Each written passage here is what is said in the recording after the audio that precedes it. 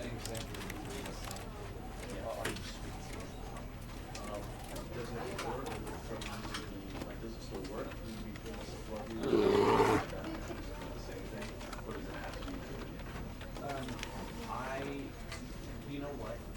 Even if you were going to be sarcastic and ironic, I think you should still act as though it was personal in order to leave this kind of stuff. Right? Yeah. So let's just say it was good. So let's just say it was yeah. Great. I know that you're the sexist, not me. It was like Yeah, I'm glad you said that. well, right. Because I wanted to put him down to a better boss. Basically, right. And with that example you gave us on the streets here. Does it work from does it still work? Do we feel support you going at that? The same thing? Or does it have to be good again? You know what?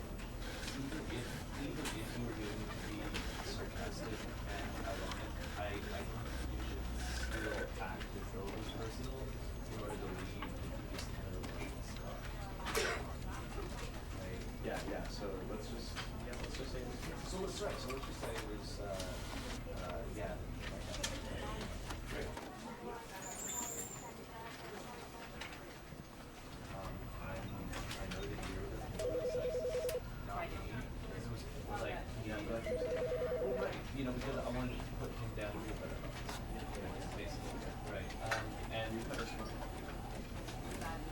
with that example you gave us on the streets here.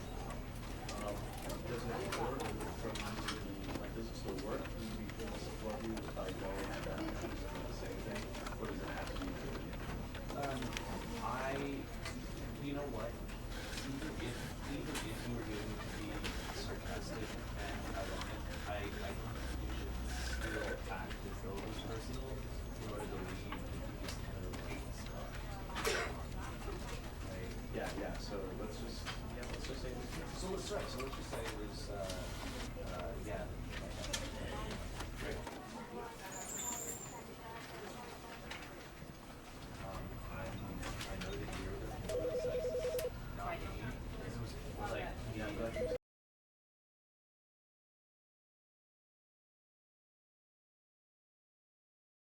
This is the story of a man named Stanley.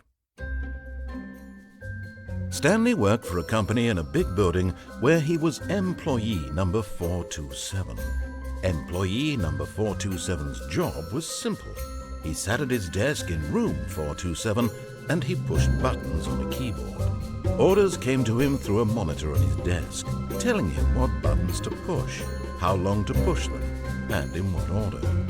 This is what employee 427 did every day of every month of every year. And although others might have considered it soul-rending, Stanley relished every moment that the orders came in, as though he had been made exactly for this job. And Stanley was happy. And then one day, something very peculiar happened. Something that would forever change Stanley. Something he would never quite forget. He had been at his desk for nearly an hour when he realized that not one single order had arrived on the monitor for him to follow. No one had showed up to give him instructions, call a meeting, or even say hi. Never in all his years at the company had this happened, this complete isolation. Something was very clearly wrong.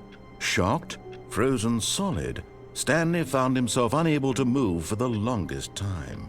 But as he came to his wits and regained his senses, he got up from his desk and stepped out of his office.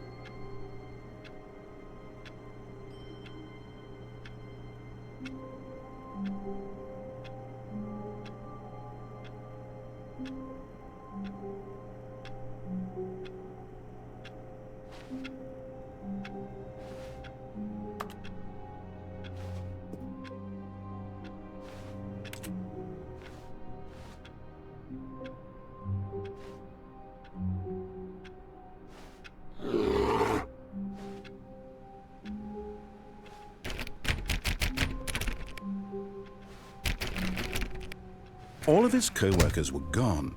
What could it mean? Stanley decided to go to the meeting room. Perhaps he had simply missed a memo.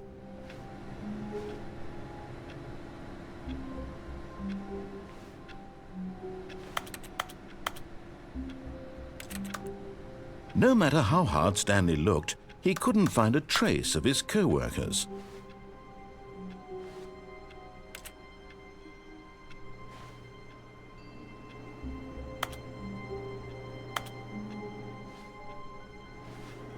Stanley went around touching every little thing in the office, but it didn't make a single difference, nor did it advance the story in any way.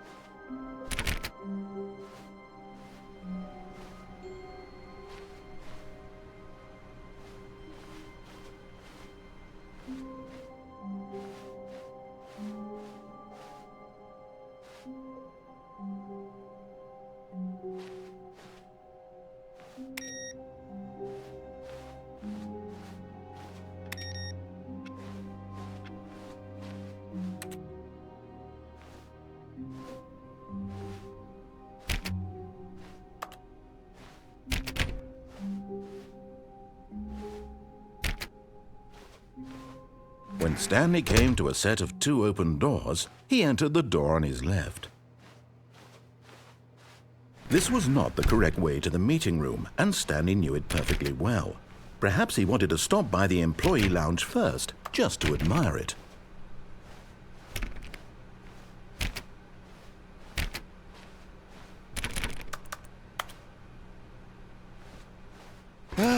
Yes, truly a room worth admiring. It had really been worth the detour after all, just to spend a few moments here in this immaculate, beautifully constructed room. Stanley simply stood here, drinking it all in.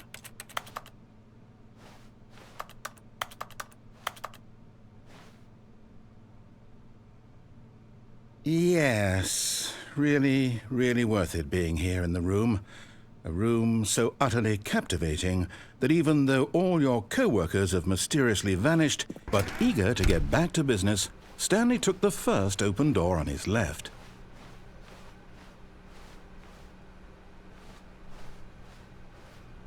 And so he detoured through the maintenance section, walked straight ahead to the opposite door, and got back on track.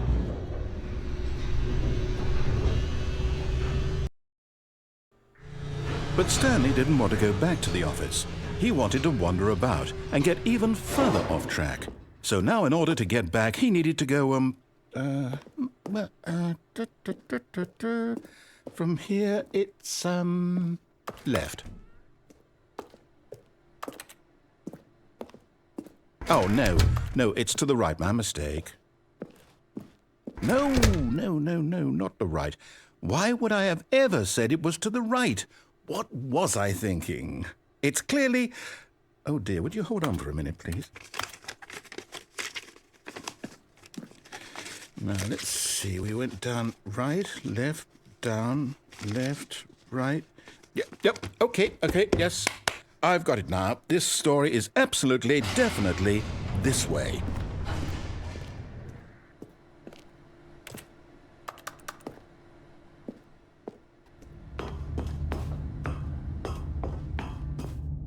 No. This isn't right at all. You're not supposed to be here yet. This is all a spoiler. Quick, Stanley, close your eyes. Okay. We just have to get back to, oh, who am I kidding? It's all rubbish now. The whole story completely unusable. How about, rather than waste my time trying to salvage this nonsense, we'll just restart the game from the beginning. And this time, suppose we don't wander so far off track, Okay, from the top.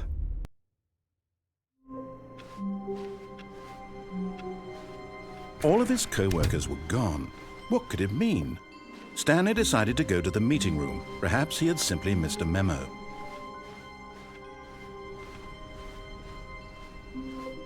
When Stanley...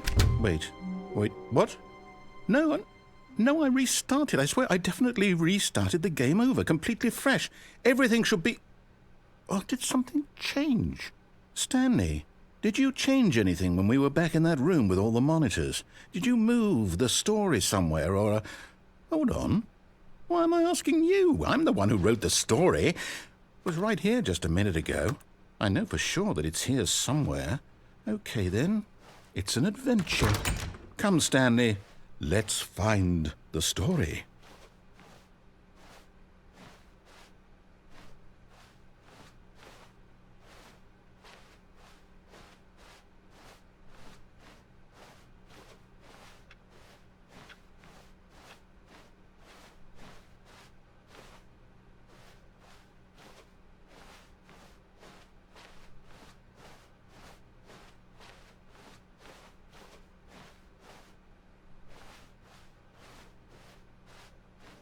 I'll say it.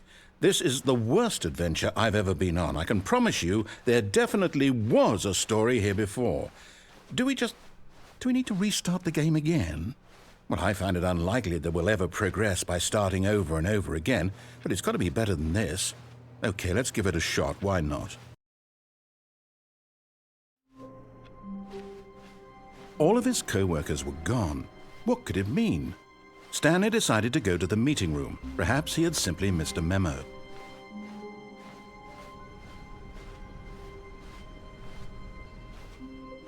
Okay, yep, it's worse.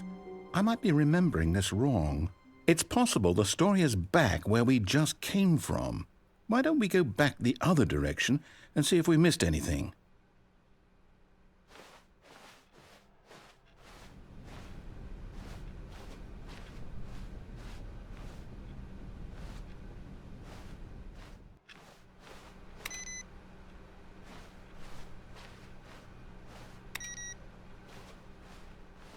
Aha! I knew we'd miss something. The story. Here it comes.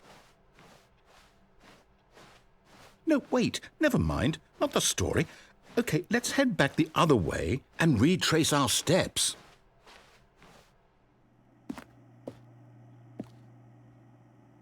Now this... Well, I'll be honest. I don't recognize this place at all. Is this the story? I don't think so. I can't quite recall, but I believe my story took place in an office building. Is that correct? Do you remember, Stanley? Well, do you know what? Since I've completely forgotten what we were supposed to be doing, how about this? You win! Congratulations! I know you put in a lot of hard work, and it really paid off, so good job. Oh, no. No, I don't feel right about this at all. We both know you didn't put in any actual work for that win. Some people win fair and square, and this was not one of those situations. Okay, I'm getting weirded out by whatever this place is. I don't care what might happen this time. I have to restart. All right, I've got a solution. This time, to make sure we don't get lost, I've employed the help of the Stanley Parable Adventure Line. Just follow the line.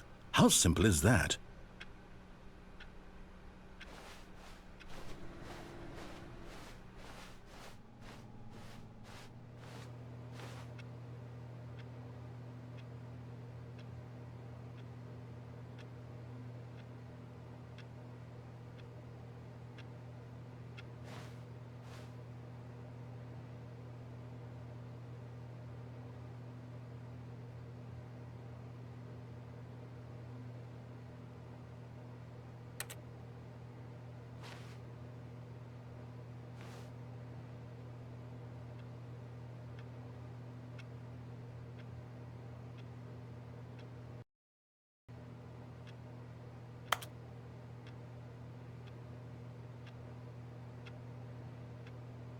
Okay, let's try with Mike.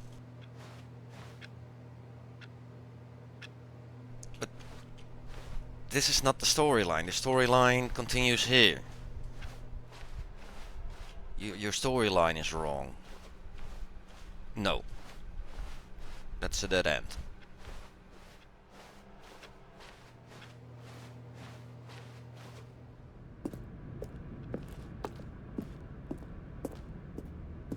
You see?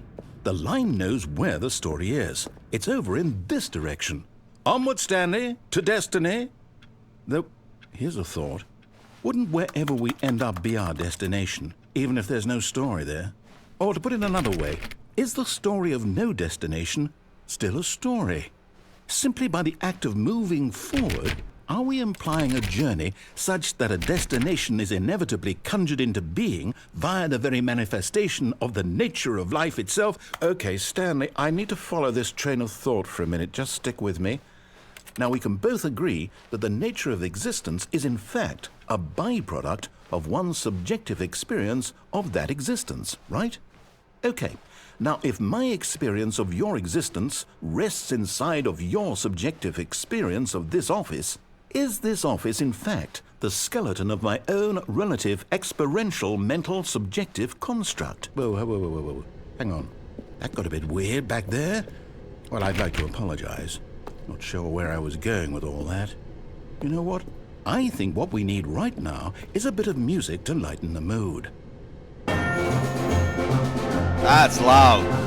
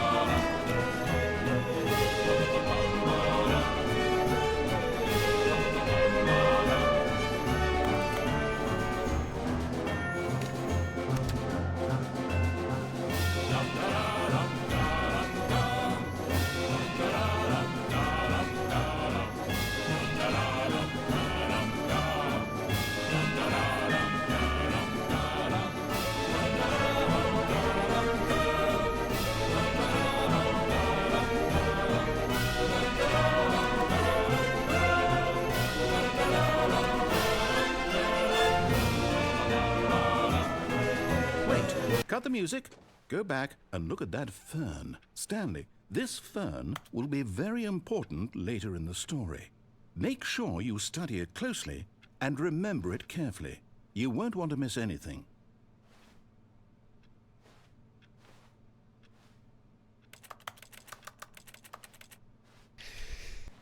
Okay, the fern is important.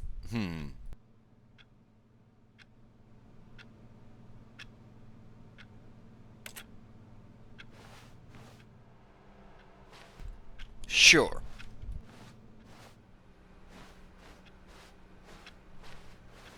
Wait, what? We're back at the office? No. Line, you do know we're looking for the Stanley Parable, right? The story? Is any of this ringing a bell?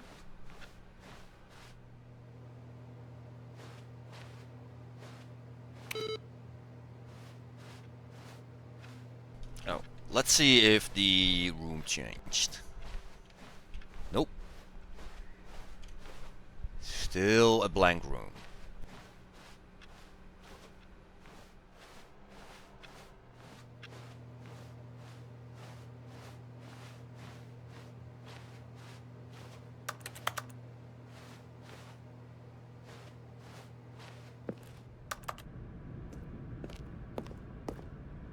Yay!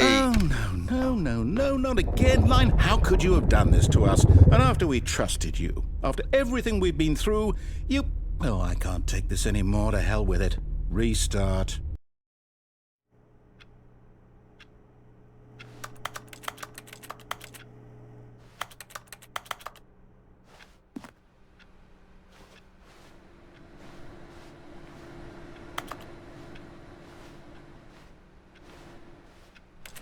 that lamp here before? I don't know.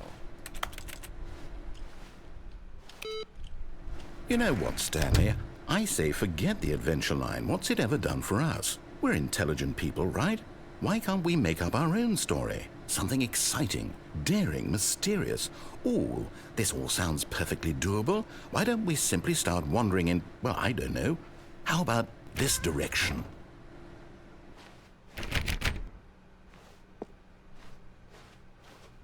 Now, yes, this is exciting. Just me and Stanley forging a new path, a new story. Well, it could be anything. What do you want our story to be? Go wild. Use your imagination. Whatever it might be, Stanley, I'm ready for it.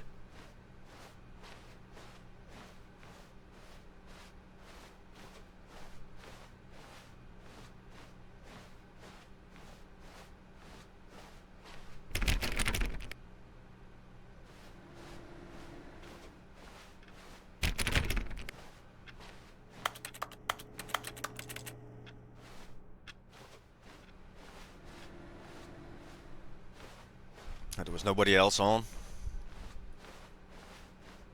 Yeah, I've played the normal Stanley Paradox, and this is the Deluxe that I wanted to play for a long while, and this is a game that you just stream, don't play on your own.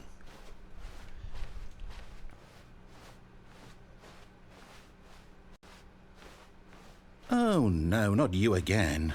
Stanley, I'd also like to veto the line from having any role in our awesome new story. No lines or monitor rooms. Just don't acknowledge it, and we should be fine.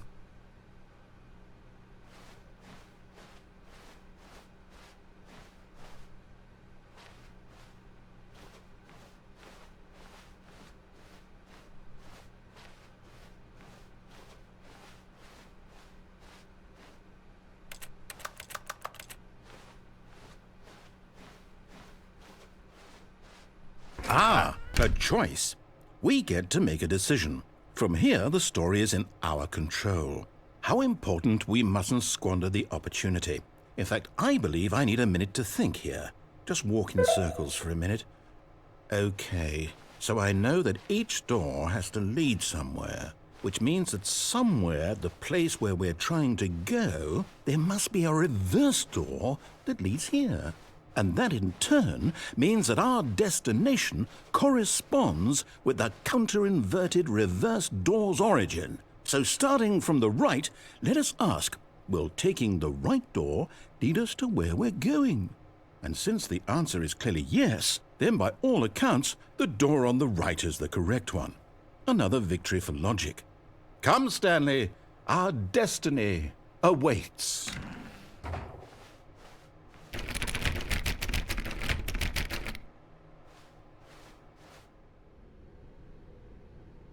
Oh, hold up, what's this? The confusion ending. You're telling me that's what this is? It's all one giant ending? And we're supposed to restart the game, what, eight times? That's really how all this goes? It's all determined? So now, according to the schedule, I restart again. Then what? Am I just supposed to forget? Well, what if I don't want to forget? My mind goes blank simply because it's written here on this thing, wall. Well, who consulted me? Why don't I get to decide? Why don't I get a say in all of this? Is it really? No, it can't be. I don't want it to be. I don't want the game to keep restarting. I don't want to forget what's going on.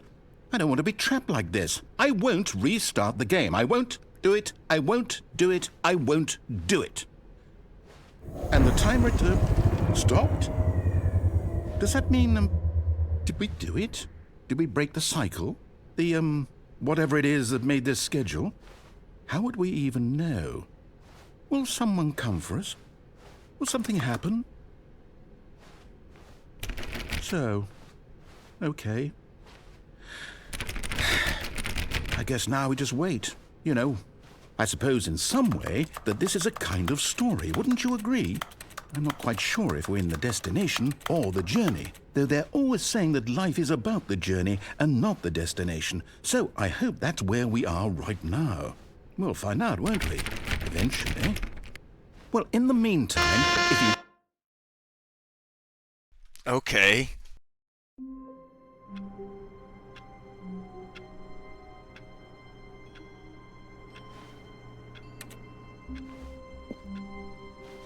All of his co-workers were gone.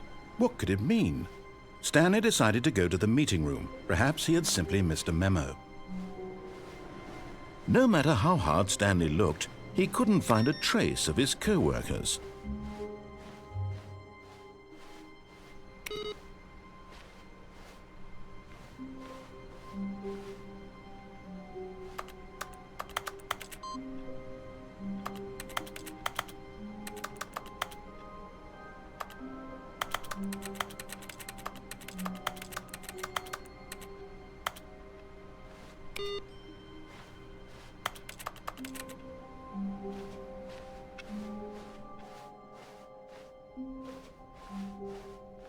Ah, we have 2 doors again. When Stanley came to a set of 2 open doors, he entered the door on his left.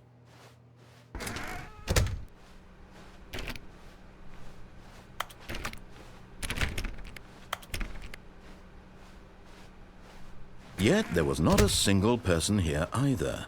Feeling a wave of disbelief, Stanley decided to go up to his boss's office, hoping he might find an answer there.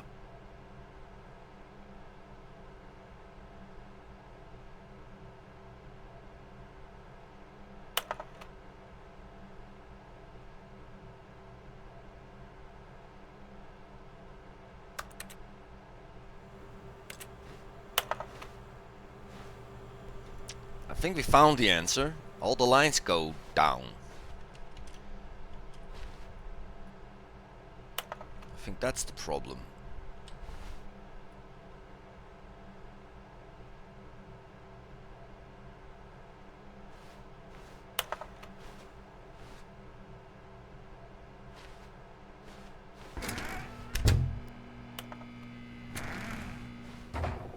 Nah. Coming to a staircase, Stanley walked upstairs to his boss's office.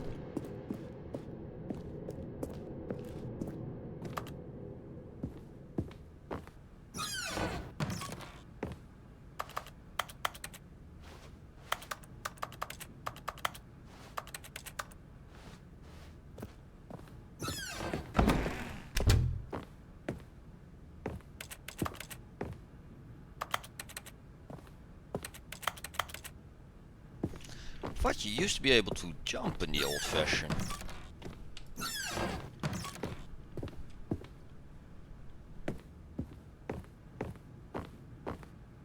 Stepping into his manager's office, Stanley was once again stunned to discover not an indication of any human life. Shocked, unraveled, Stanley wondered in disbelief who orchestrated this. What dark secret was being held from him? What he could not have known was that the keypad behind the boss's desk guarded the terrible truth that his boss had been keeping from him. And so the boss had assigned it an extra secret PIN number, 2845. But of course, Stanley couldn't possibly have known this. Yet incredibly, by simply pushing random buttons on the keypad, Stanley happened to input the correct code by sheer luck. Amazing. He stepped into the newly opened passageway.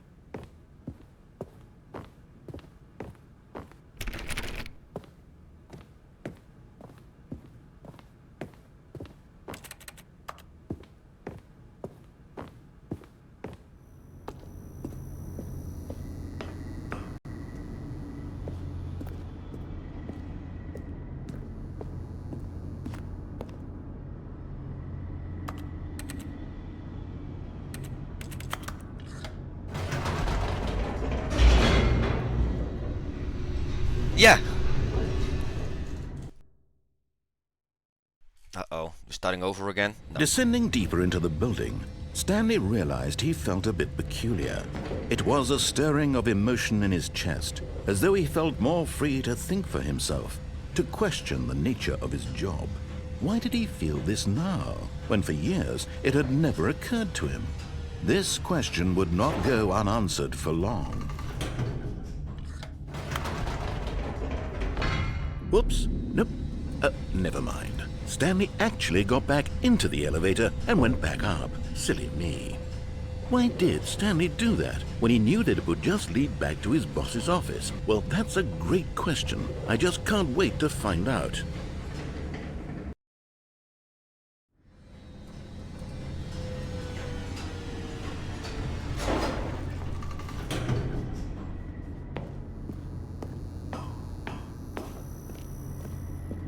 Here we are, Stanley. It's your boss's office. Exactly the way it was before you got onto the elevator.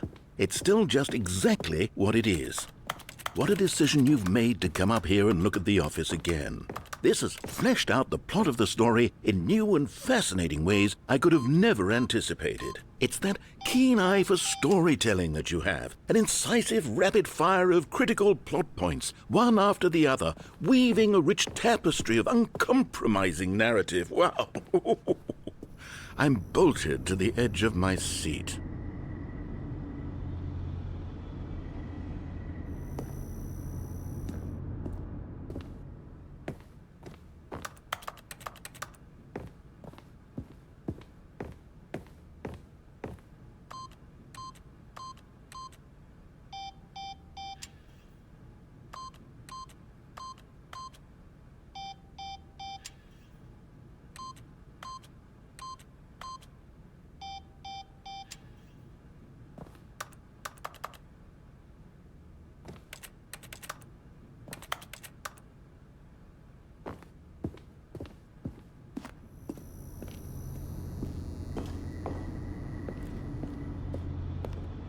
Incredible. Now he's getting back into the elevator and going down again. Ladies and gentlemen, how does he keep coming up with all of this?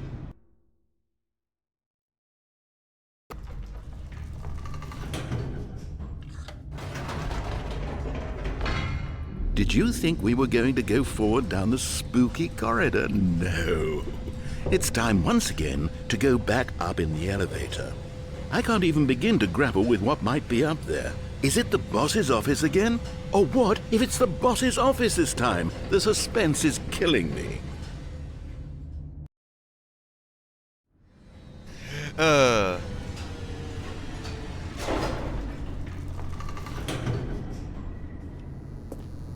And is it?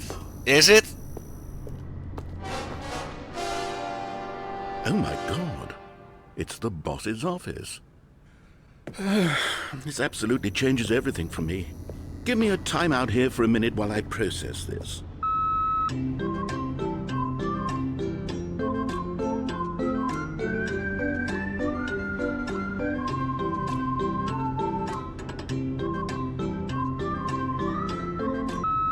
Okay, I'm ready.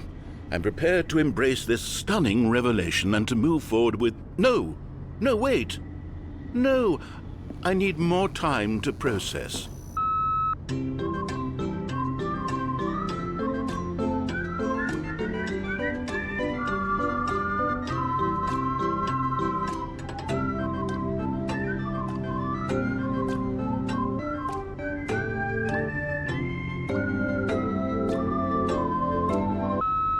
All right.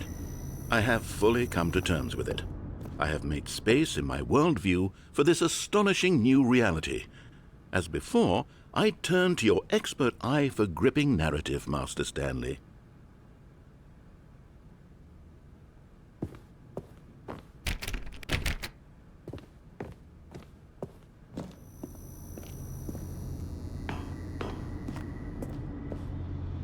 Of course. Going back down in the elevator. How did I not anticipate it? I mean, sure, now it's obvious, but you have to understand that 30 seconds ago, this kind of thing had never been attempted before. I had no frame of reference to even anticipate it.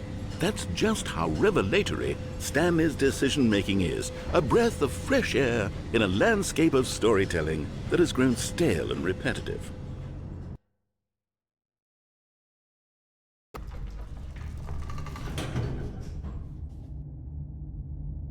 So we go back up again?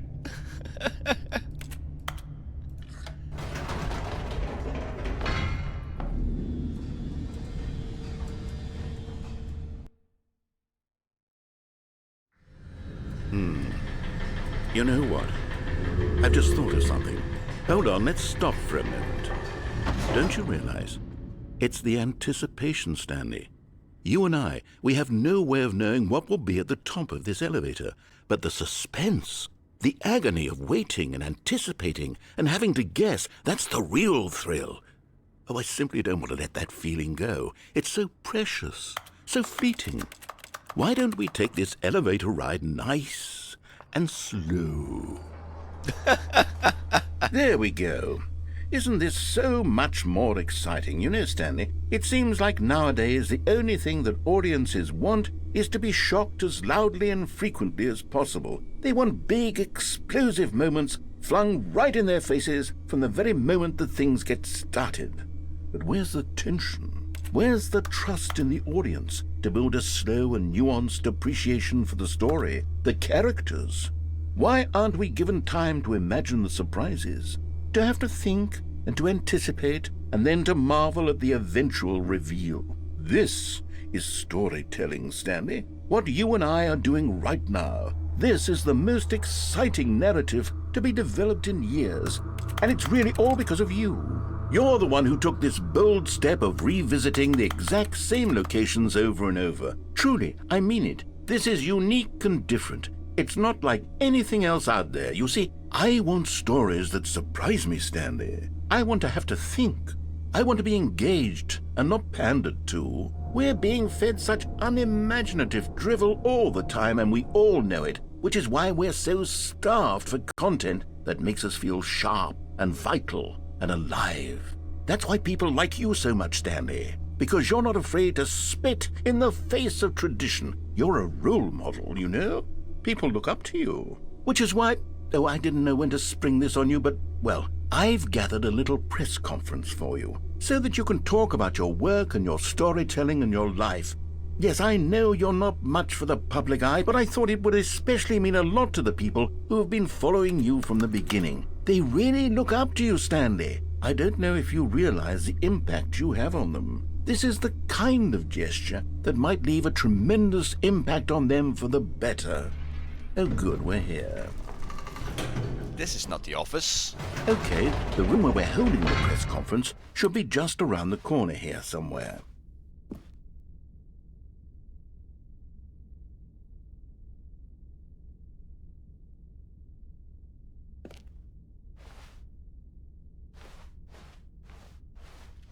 Live on stage.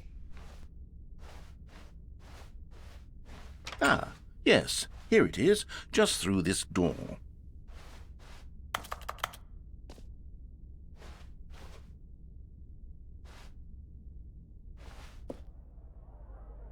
All right, are you ready? I've told them you're going to speak a little bit about the nature of surprise in storytelling and what it means to craft a truly unpredictable narrative. Oh, don't worry, you'll do great. Just be yourself and speak from the heart. I'm really proud of you, Stanley. Okay, it looks like they're ready for you. Go get 'em.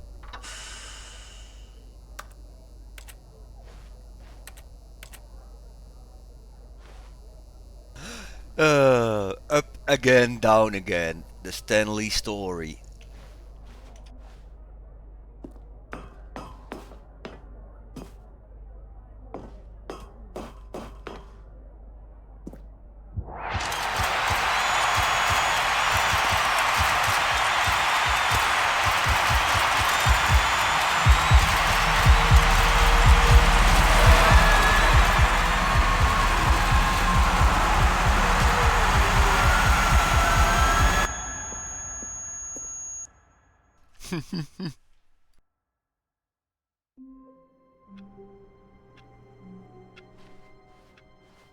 All of his co-workers were gone.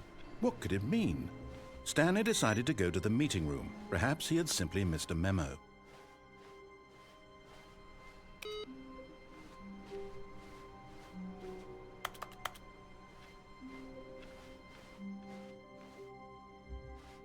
Ooh, new content. Oh, new content? What does that mean, new content?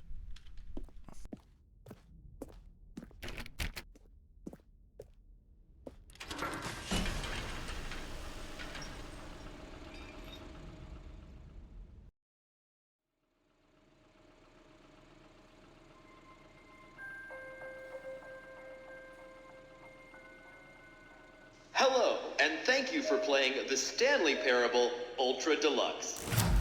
As you may know, the Stanley Parable was a video game released in 2013 on home computers.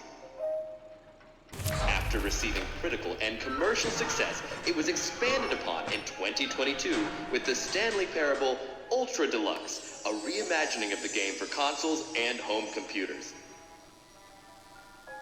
The Stanley Parable Ultra Deluxe features exciting new content that broadens and expands the world of the Stanley Parable, delighting audiences the world over.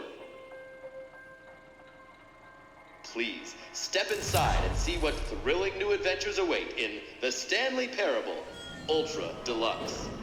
Oh, well, this sounds delightful. I'm very excited to see the thrilling new Ultra Deluxe content.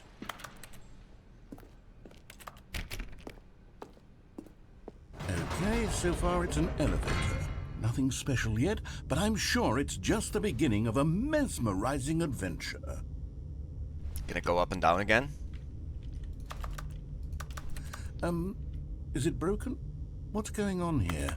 Should we be moving somewhere or... Oh, there we go. All right, finally, at long last, it's on to the new content. I've never been more ready. Let's do it.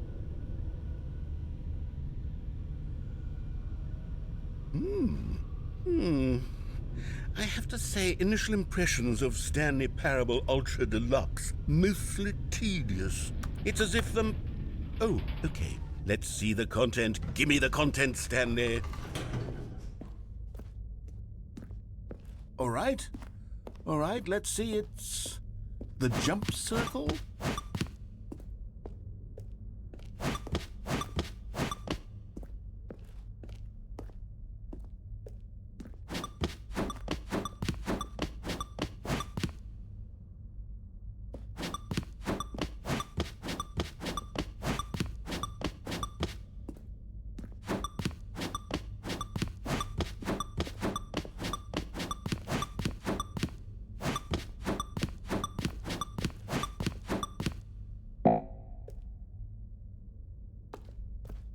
Aw.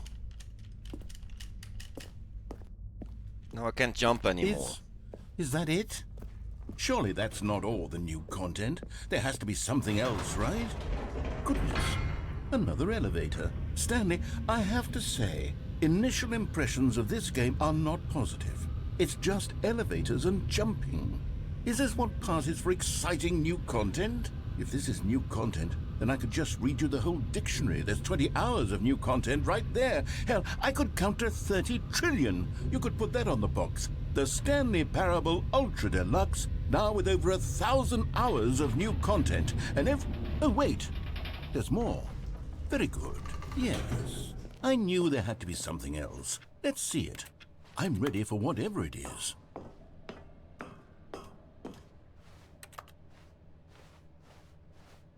That's it?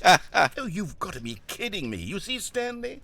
This is what happens when greedy video game developers with no respect for their fan base rush a cheap expansion to market for no reason other than to make an easy dollar. And don't get me started on the level of craftsmanship that's gone into it. In fact, I'm looking right now at the game's achievements, and it's hard to believe one of them actually says, "Test achievement, please ignore." What quality assurance department signed off on this?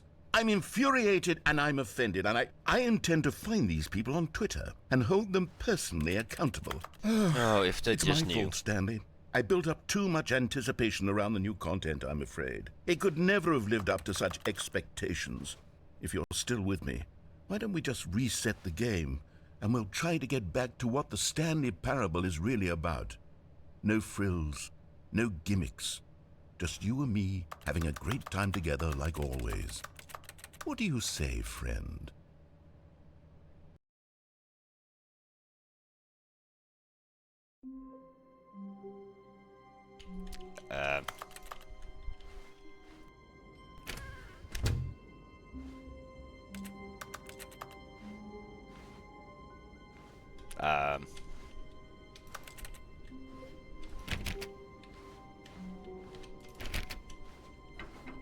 Psst. Stanley, come over here. In the vent. I want to show you something.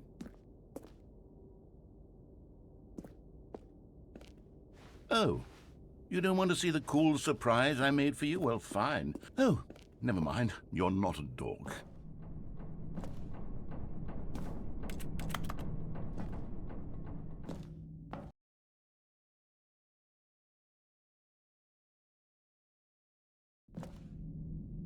Okay, you remember how cheap and unsatisfying the new Ultra Deluxe content turned out to be? Well, it got me thinking about the past and how much better the Stanley Parable used to be. So I made something special and tucked it away here where the game's developers won't find it. Just our little secret. Take a look.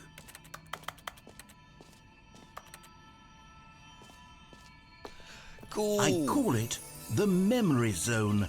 It's where I've been storing all my favorite memories so I can relive the peak experiences of my life whenever I want. Experiences like the launch of the Stanley Parable on PC.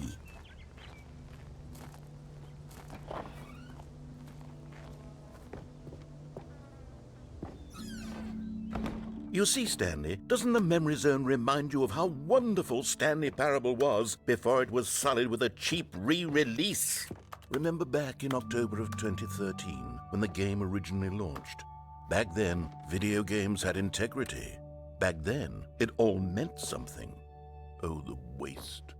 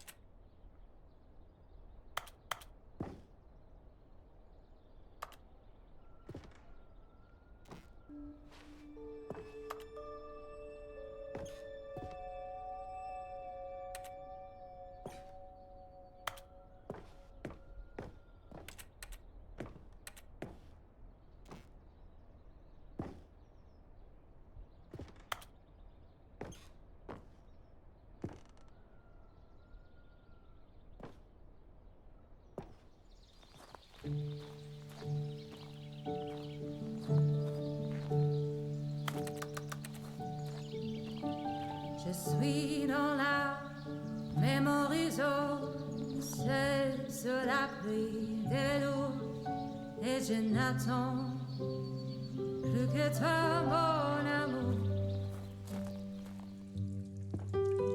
C'est là, dans la And over here Memory is where I keep Zone. reviews of the Stanley Parable. Like this stunning triumph of games journalism, 10 out of 10 from Destructoid.com. James Stephanie Sterling writes, and I quote, "Where so many games that aspire to be more than games end up less than any form of art, Stanley Parable strives and then succeeds to be every game ever created." Did you hear that, Stanley? Every game ever created. That's how grand and all-encompassing the original Stanley Parable was. It was literally every game ever created. It was Skyrim, it was Persona 3, it was all of them, and now it's nothing. It's no games at all. It isn't even the Stanley Parable anymore. It's just a husk now, a lifeless husk with an hour of new elevator content.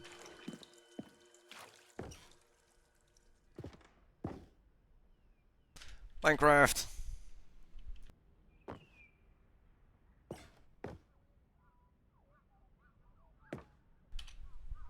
Half-Life.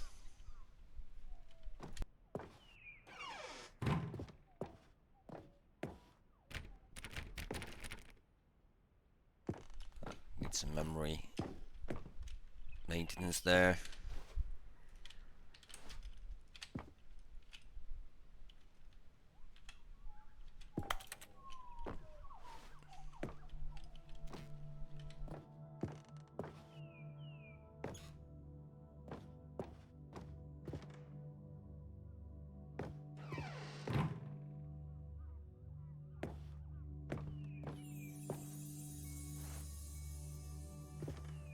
Here's another moving passage, this time from GameSpot.com.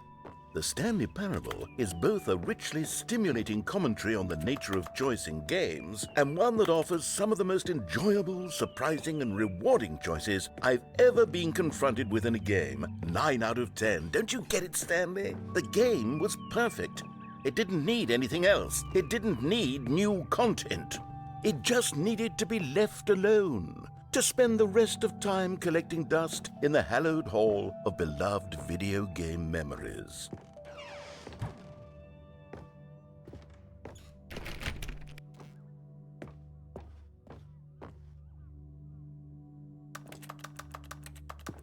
I want to go to the serious room.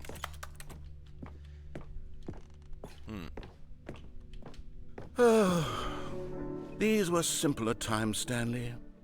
But I wouldn't give to go back, to have it all over again.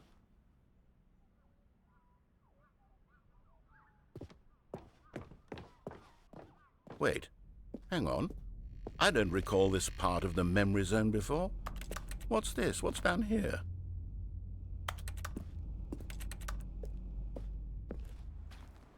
Oh no. Oh God, no. Stanley, it's a collection of reviews from Steam, the online video game distributor. I haven't looked at these in years. I can't even imagine what's been collecting down here. Surely these reviews were glowing as well, weren't they? Honestly, I could not be bothered to play this game to full completion. The narrator is obnoxious and unfunny, with his humor and dialogue proving to be more irritating than entertaining. Unfunny! I'm not trying to be funny. I'm trying to make a serious work of art. I suppose I could write up a handful of gags to insert into the Stanley Parable, but the game is already such a densely layered web of profound philosophical insights that I can't even imagine where I'd have the room to stick them.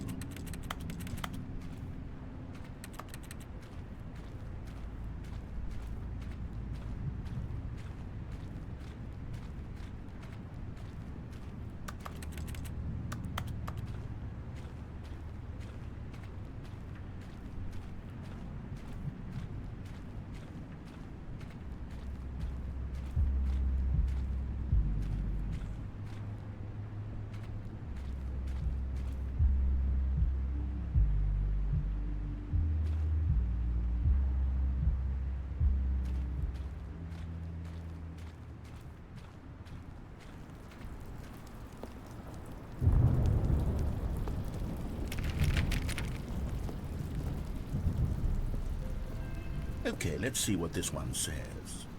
While the idea for the game is good, for someone who prefers non-linear games, this preachiness gets annoying fast. Preachy? Stanley? I'm not preachy, am I? You can tell me if I'm preachy. Honestly, you can. Oh, goodness. This is actually quite shocking for me.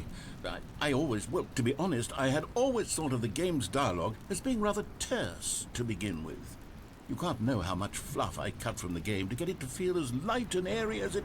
Well, I always thought it did, but maybe it wasn't. Oh dear, what an awful memory to have to hold on to. These black marks on my otherwise unimpeachable track record. I feel like a failure, like I let these people down. Perhaps the Stanley Parable isn't quite as sterling as I always remembered.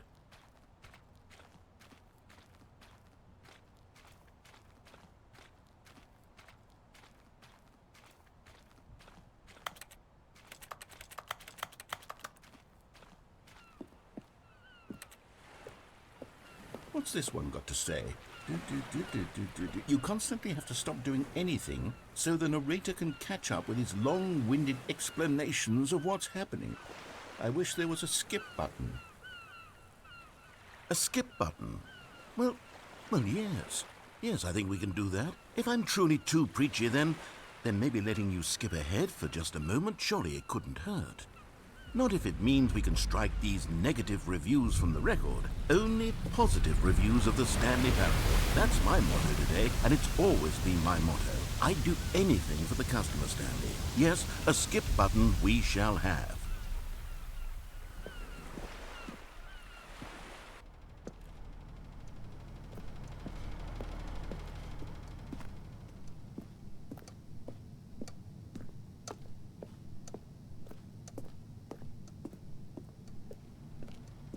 And here it is. Go ahead and give it a shot. I'll pop you forward in time so that the second my incessant droning starts to bore you, with just the push of a button, you'll have zipped right past it. It's what the players have been asking for, and I'm very proud to have delivered.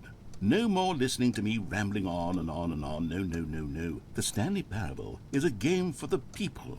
And if the people want silence, then by goodness, that's what they're going to get. Well, don't sit around waiting for me to shut up. Go ahead and make me shut up. Here, we'll pretend that I've just begun an interminable monologue, and it goes something like this.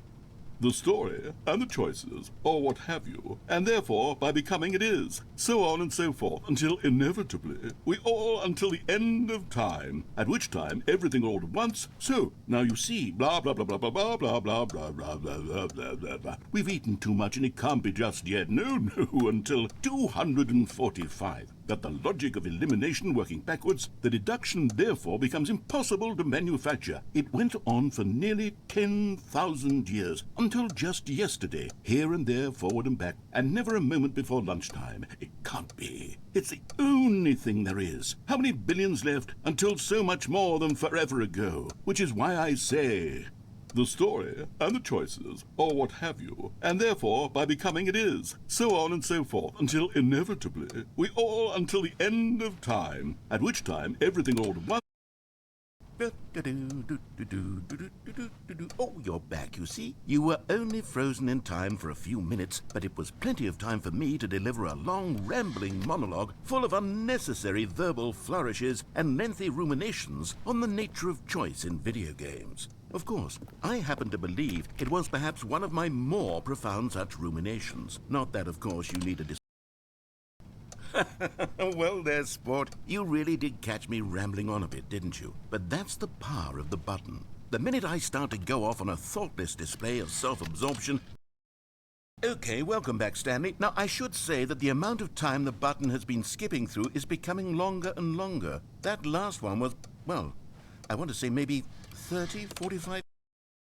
Stanley, please don't push the button again. It's been 12 hours. You've just been frozen there. I don't know why the skips are getting longer, but they're really true. Oh, Stanley, you're back. You're back. Oh, my goodness. I have someone to talk to again. Stanley, I think it's been a week. Or 2 weeks. I've been sick. Oh, hello. It's you. You're here again. Welcome. I have had time to think about you and about us.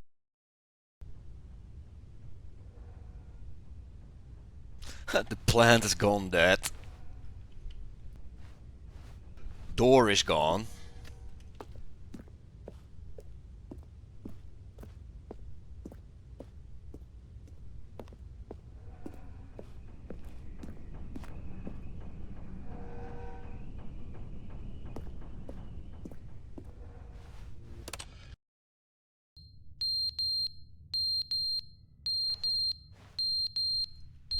Yeah. Can we skip that sound, please?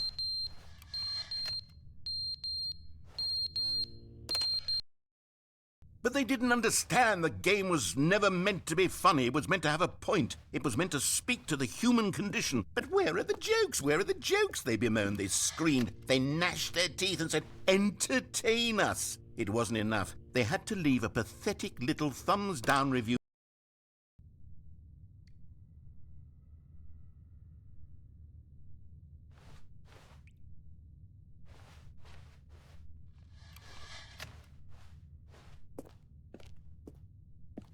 Yeah, there's nothing else for us to do here than press the button.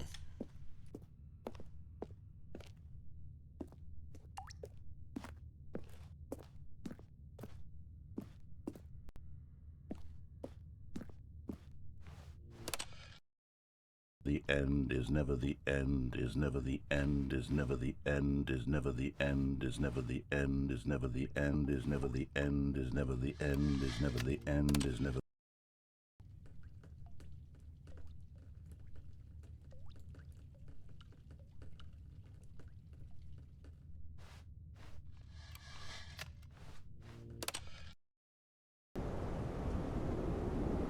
Yay!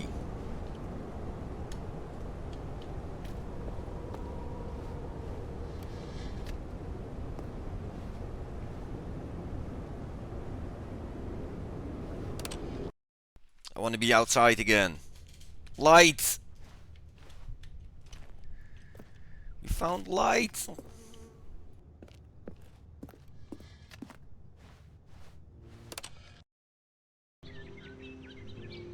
Look at that! Beautiful!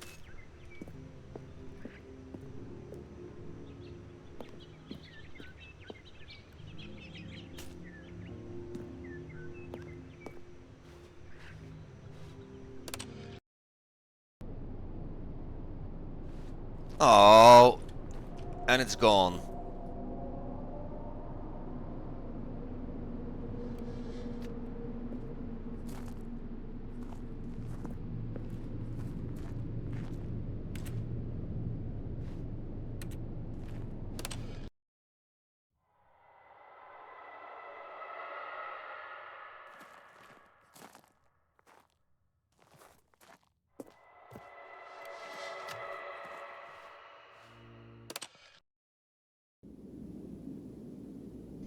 Yay, we can go outside.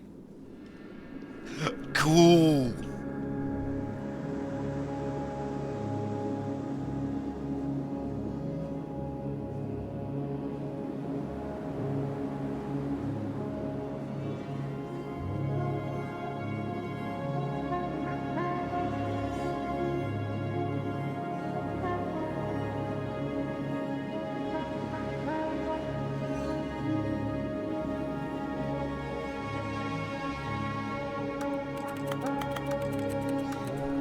Well, we cannot push the button anymore.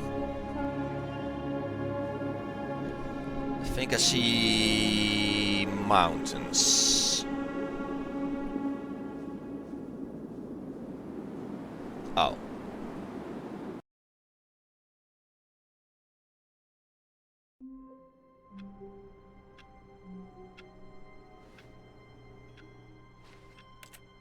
Okay, need to heat up my meal.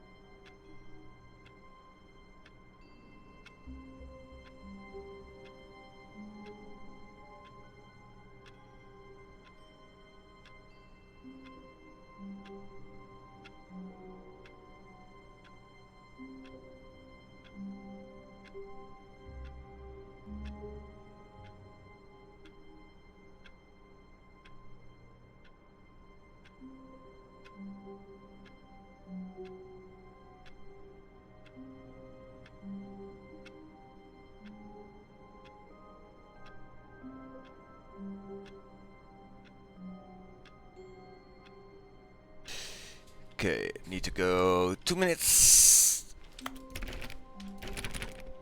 And All then of his co-workers were gone. What could it mean?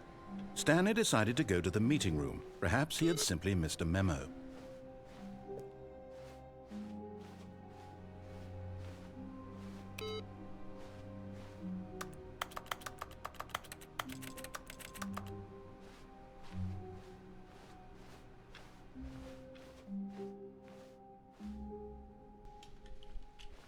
Okay. Oh, good. You notice my sign. Yes, I have something very exciting to show you.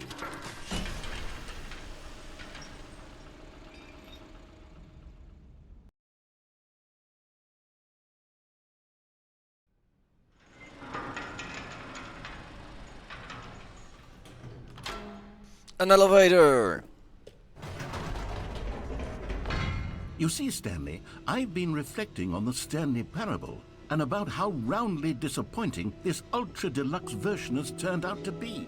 The original Stanley parable was a landmark, and any new content for it should live up to that legacy. So forget this ultra deluxe nonsense. I say we take it one step even further. Which is why I'm very proud to announce for the first time ever, the Stanley Parable 2.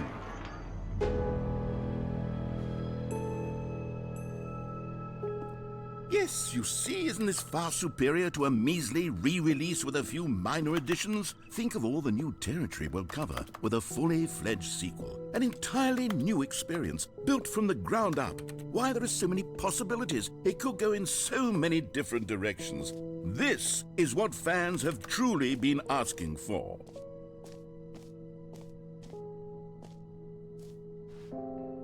Calling it the Stanley Parable 2 is just so much catchier than Ultra Deluxe, don't you think? Ultra Deluxe? What does it even mean? But the Stanley Parable 2, now that's an artistic statement right there. It's future-oriented. It screams progress and innovation and long-term franchising potential. They're back! The two doors!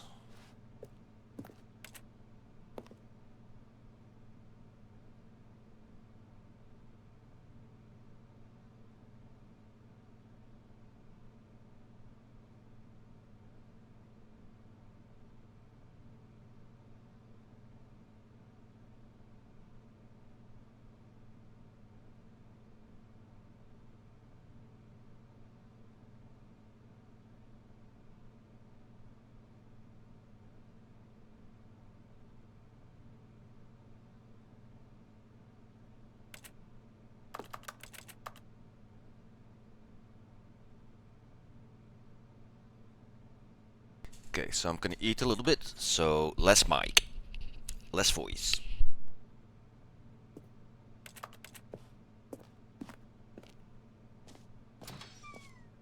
Now, to be clear, I haven't quite nailed down what exactly the Stanley Parable 2 is going to be, but let's take a look at some of the features I've been developing for it.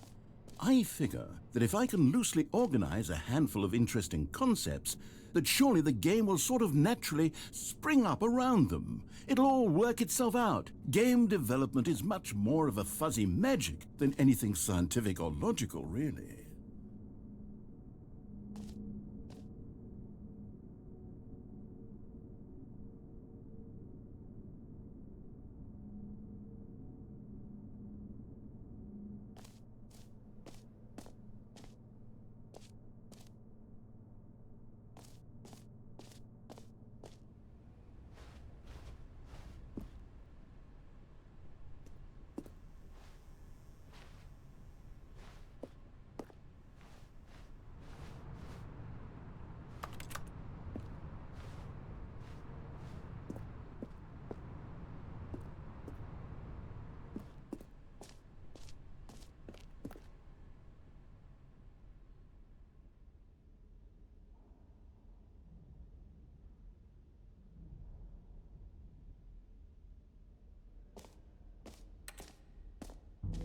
Here we are. Go on, try out some of the new features.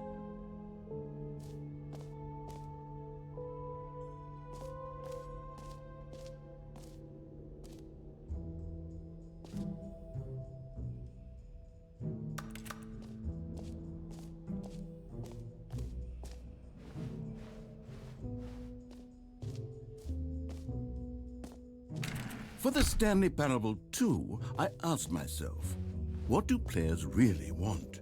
And of course, the first and most obvious answer is that they want to be individually recognized and validated as people.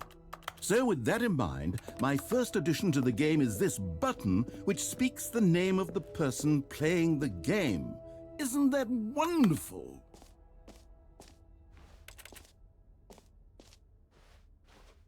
Jim.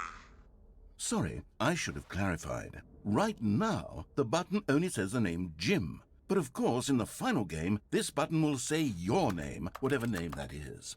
Here, let's have you role-play as Jim to really simulate the full experience of this feature. Just play along. I promise you'll love it. Okay, here we go. Let's take a deep breath, clear your mind, forget whoever you are, and simply become a person named Jim. I want you to imagine yourself living as Jim, sleeping and waking as Jim, falling in love and being heartbroken as Jim, seizing all of the world's possibilities as Jim, and as Jim watching your dreams crumble into dust. Do you feel it deeply? Are you really, truly Jim right now? If so, then please step forward and press the button. Jim. Yes, you see? What a thrill, what a rush. That was you. The button described you. Do it again, do it again. Jim. Ooh, it hits even harder the second time. If this were the only new feature in the Stanley Parable 2, it would still be worth the money. Let's take a break from the Jim button. I'm too emotionally drained from all of this personal validation. Jim. Whoa there, cowboy. Sometimes a person can be too much Jim. I'm putting the Jim button away. Otherwise, soon you'll start to lose all sense of who you actually are. Jim.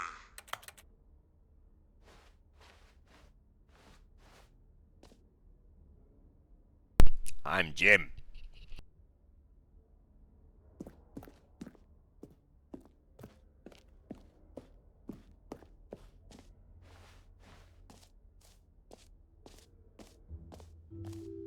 I suppose I could allow only people named Jim to play the Stanley Parable 2. That would actually save me the work of finishing this feature.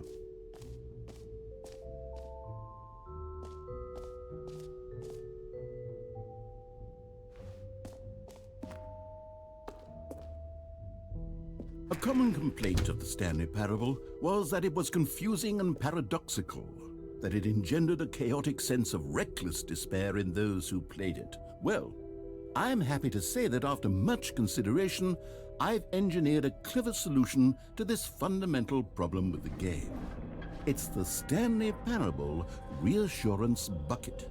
You see, Stanley, anytime you're holding the bucket, a sense of calm and ease will fill your mind and your heart. It's true.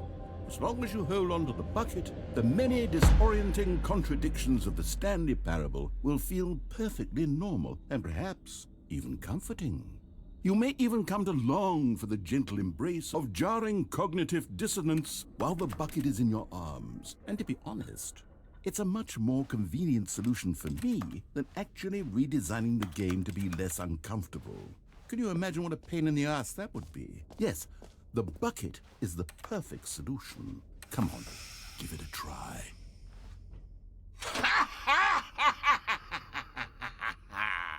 Can you feel it?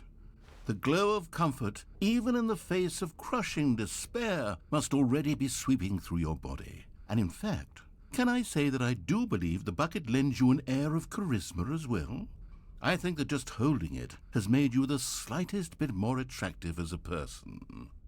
The benefits of the bucket seem to go on, don't they?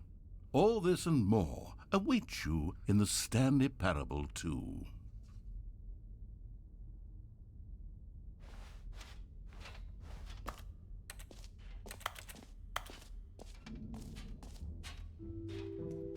Does anyone give out awards for most enjoyable bucket in a video game? That really should be an award if it isn't already.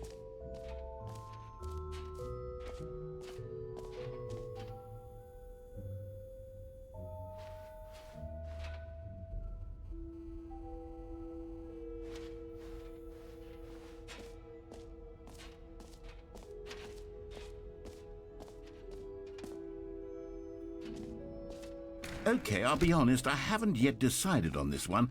I think that in the new version, the office could use a bit of decoration, like balloons. But I'm undecided on Get Well Someday and Happy 12th Birthday. Which would you go with? You know, sometimes when you solicit another person's opinion, it makes you realize that you knew which one you actually really wanted all along. Happy 12th birthday, step-niece, it is.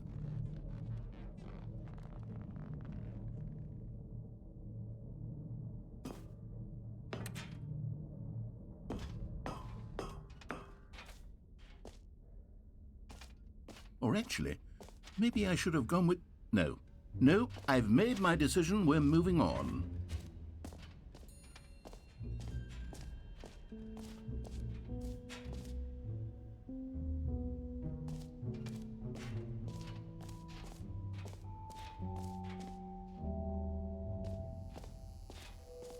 Now, here's something special. You remember that broken test achievement that got left in the game on accident? Well, I'm developing a technology to simply give you the achievement. Yes. You see, you'll come to this lever, and when you pull it, the achievement will be given to you. It's as simple as that.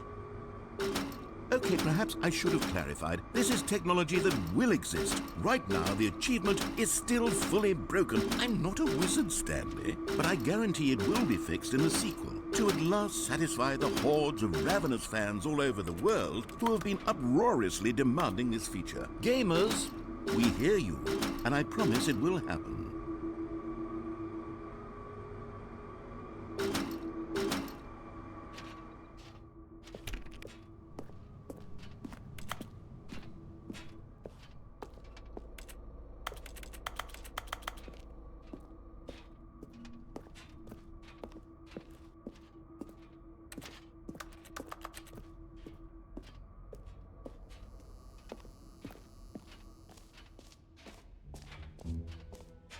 What else? What other exhibits haven't we seen yet?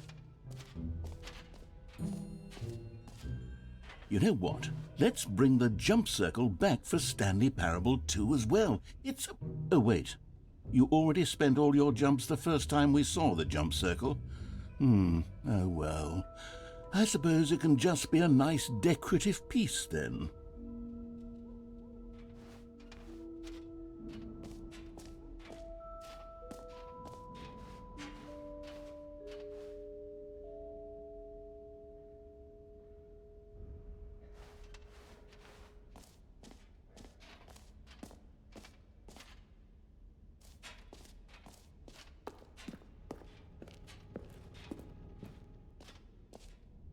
Ah, collectibles. Now it's a real video game. In the Stanley Parable 2, you'll run around gathering up these miniature Stanley figurines. And what's truly innovative is that there will be no reward for collecting all of them. I don't want to stifle the intrinsic joy of watching a number go up. You simply collect all of them, and then you move the hell on with your unremarkable life.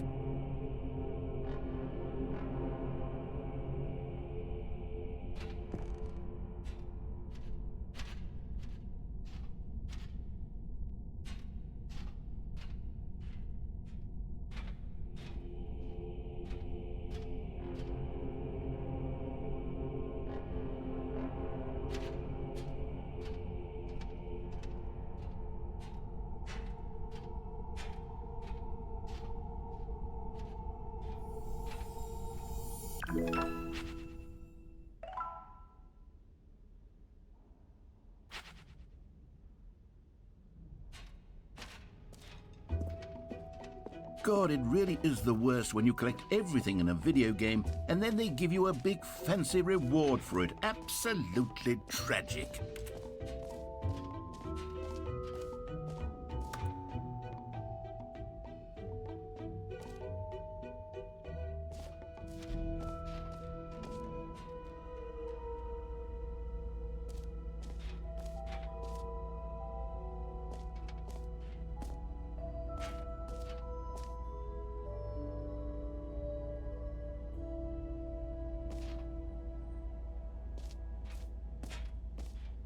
Stanley, here's an idea that I'm truly fond of. It's never been done before in a video game. This is, in fact, a hole that you can fall down forever. That's right, infinite falling. You can fall until the end of time if you like. A stunning leap forward for video games as a medium.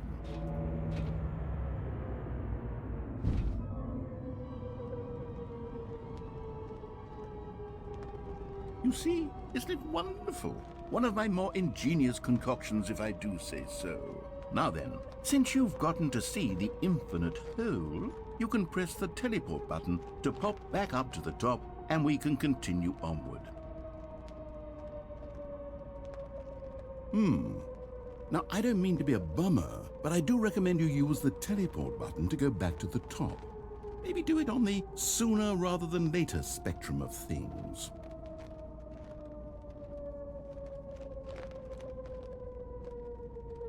Okay, Stanley, I don't know quite how to say this tactfully, but it's possible that I slightly exaggerated the infinite nature of the hole. Is it a very, very deep hole? To be certain it is.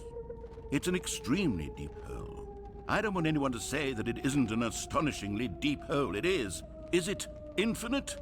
Well, that sort of depends on your definition of infinity. From one perspective, the infinite is merely philosophical in nature. It's more of a... Okay, well, good for you. You found the bottom of the hole. You found me out, Stanley. I'm a liar and a cheat, and you're so clever. Look, I think the issue here is just that you're unusually fascinated by falling. What normal person actually wants to fall infinitely? I figured the hole was as deep as anyone would actually need. Don't you put this on me. Maybe you're the problem. Look, things got a little heated there. I think we both said some things we didn't mean. Why don't we just put all this behind us and agree to just call the hole mostly infinite? If that works for you, then go ahead and press the teleport button to warp up to the top of the hole and we can move on. I'll just be up here when you're ready. Great. Now, I'm very excited to show you even more of my ideas. Oh, for heaven... You see, I was right. The problem is you. The problem is that you like holes too much. Not normal. A normal person would have said, yep, that's an infinite hole right there, goes on forever till the end of time. Don't need to see it all, but not you. Oh, no, no, no, no. You have a weird sort of... Oh. Did the hole seem even shorter to you this time? I couldn't help but feel like you spent a little less time in there than you did before. I mean, admittedly, I didn't make an infinite hole, but I didn't think it was that not infinite. Well, I suppose once again there's nothing to do here. If you decide you've had enough of the hole, you can hit the teleport button and come join me up above. Every pause button is Rome rule number 2. Had enough? I'm positively thrilled. I really do have so much more to show you and to talk about, and I've had enough of the hole for a lifetime. Gosh, how could I have guessed? You're back in the hole. If this starts to become a thing where... Wow. Okay. Yes. I'm starting to become extremely certain that the hole is not only not infinite, but that it's growing steadily less and less infinite. I suspect that I'm starting to hit the point where it's no longer feasible to call the hole infinitely deep, even by the lax overall standards for accountability in marketing. What's going on here? Stanley, I have no explanation for the uncertain nature of the hole's length. Here, let's try something. Let's pop back up to the top, and we'll see if it gets any shorter. Well, there it is. The shame of my lie has come to haunt me. How is this still appealing to you? I know you're obsessed with holes, but at this depth, I just can't see this scratching the itch.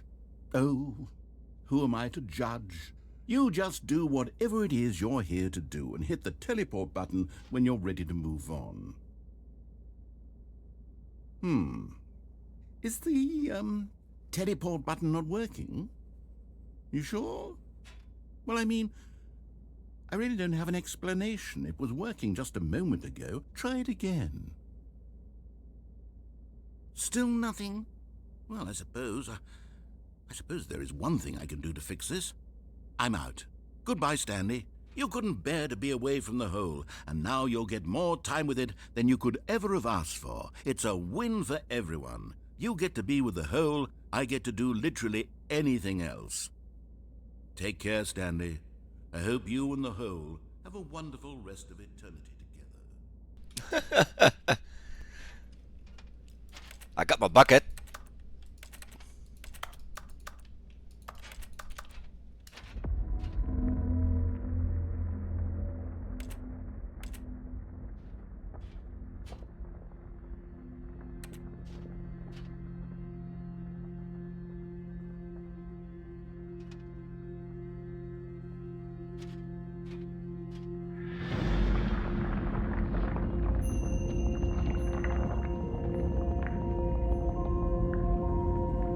Yay, it's growing in a hole again.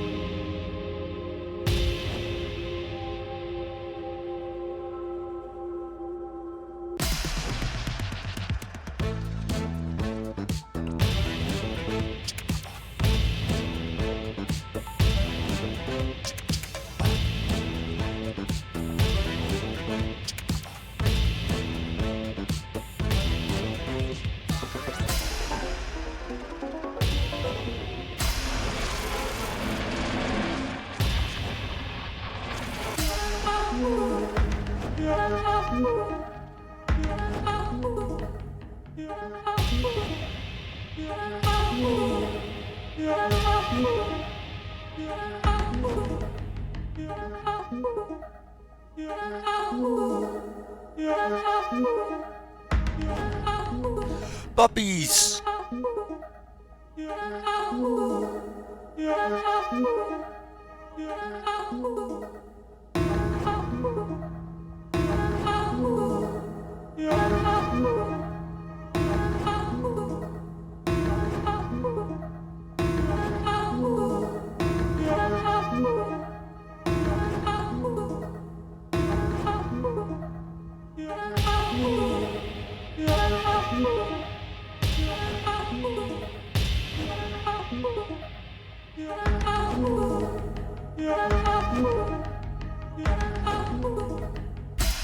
Stanley? Stanley! Stanley! Oh good, you're awake. It seems you had sort of dozed off there, drifting away Aww. into dreamland. But we can't have that, Stanley, because this hole is just so darn fascinating that I want you to be wide awake for every second of it. You don't want to miss a single moment. So how about if I just pop in from time to time and wake you up to keep you really truly focused on the hole? I want puppies From the again. looks of things, you and I will have many, many years here in this hole, and I'm looking forward to all of them. Stay alert, Stanley. I'll be back. Toodlepip.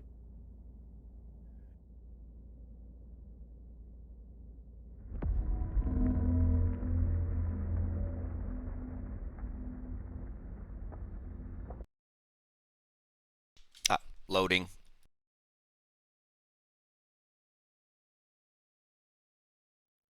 Okay, so we're back here again. Here we are. Go on. Try out some of the new features. I'm gonna give the bucket back.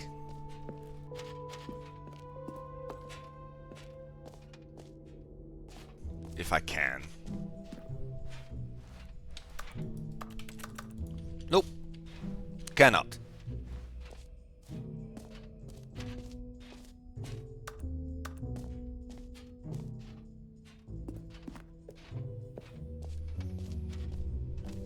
Okay, which one? Office decoration, infinite hole, that one we did.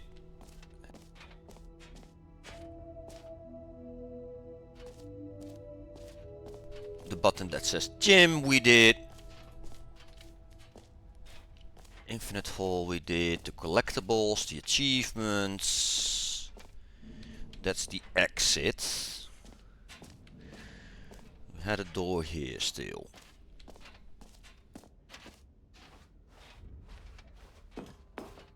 An epilogue would be fun, wouldn't it, Stanley? Yes, yes, it would go at the end of the, well, we'll figure that out later.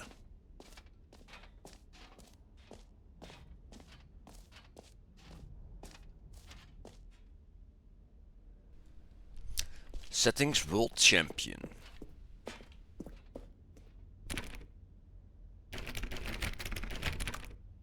Okay, that's locked.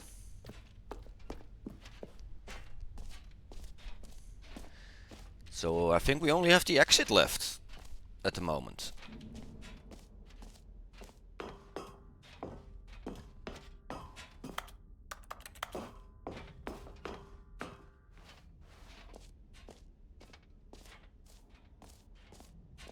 Let's see if the button has reset.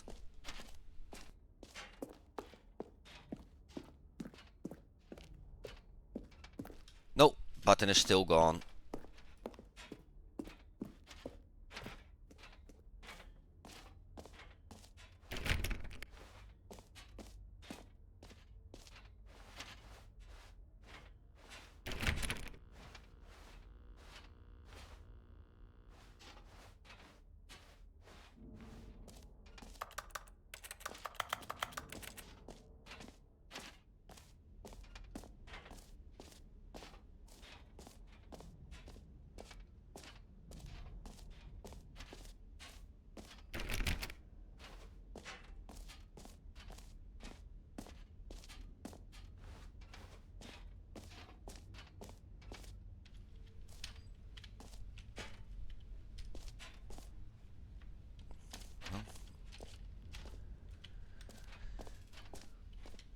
Only the exit left then.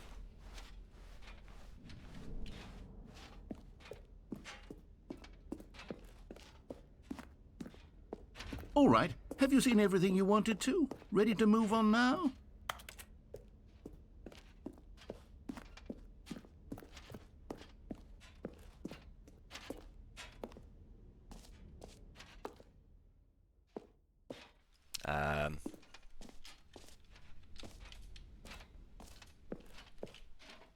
So, Stanley, what do you think? Do you like all of the new features? Yes, I know it's not exactly clear yet how exactly these features will come together as one single coherent video game, but I can feel it in my soul. It's going to work. There's definitely a good game in there somewhere. Say, let's do an experiment. I'll arrange these new features together and we'll see whether or not it coheres into a meaningful gameplay experience. Okay, are you ready? Here it is. I give you the Stanley Parable 2.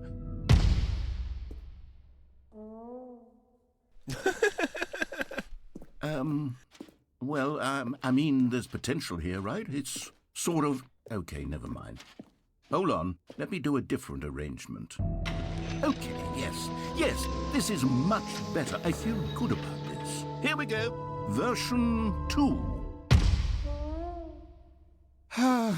It has two Who am I holes. kidding, Stanley? This isn't a coherent video game at all. It's a lot of gags. And I do very much enjoy creating gags, but they don't add up to anything. I wanted more than anything to create a sequel that would capture all the magic of the first game. I wanted fans to love it. No matter how good these gags are, they won't stand on their own. They would need the structure and the gameplay of the original. Wait, maybe that's it. I can take the original Stanley Parable and simply, well, insert a few of my new features into it. Tastefully, of course. With respect. With care for the vision and integrity of the original game. Would it possibly work? I suppose it could. But it would need a really, really tremendous title screen. A title screen that says with bold and uncompromising conviction, "This is the Stanley Parable 2." Let me see if I can whip something up. All right, perfect. Go ahead. Take a look.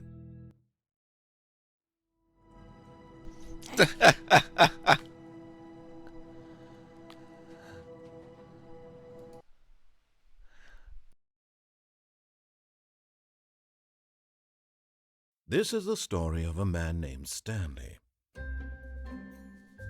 Stanley worked for a company in a big building where he was employee number 427. Employee number 427's job was simple. He sat at his desk in room 427 and he pushed buttons on a keyboard.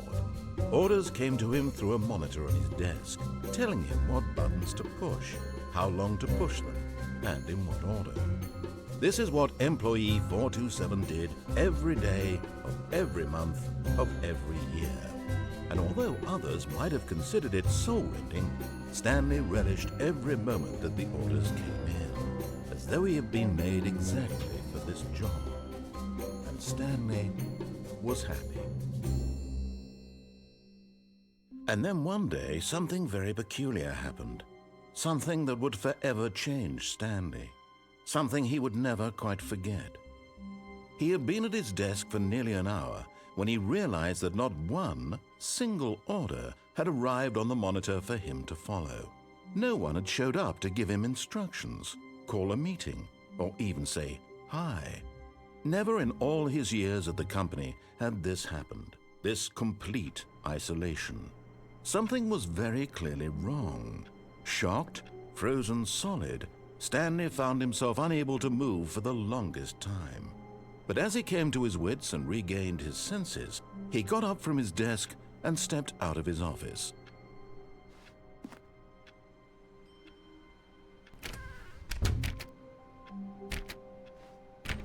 All of his co-workers were gone. What could it mean? Stanley decided to go to the meeting room. Perhaps he had simply missed a memo.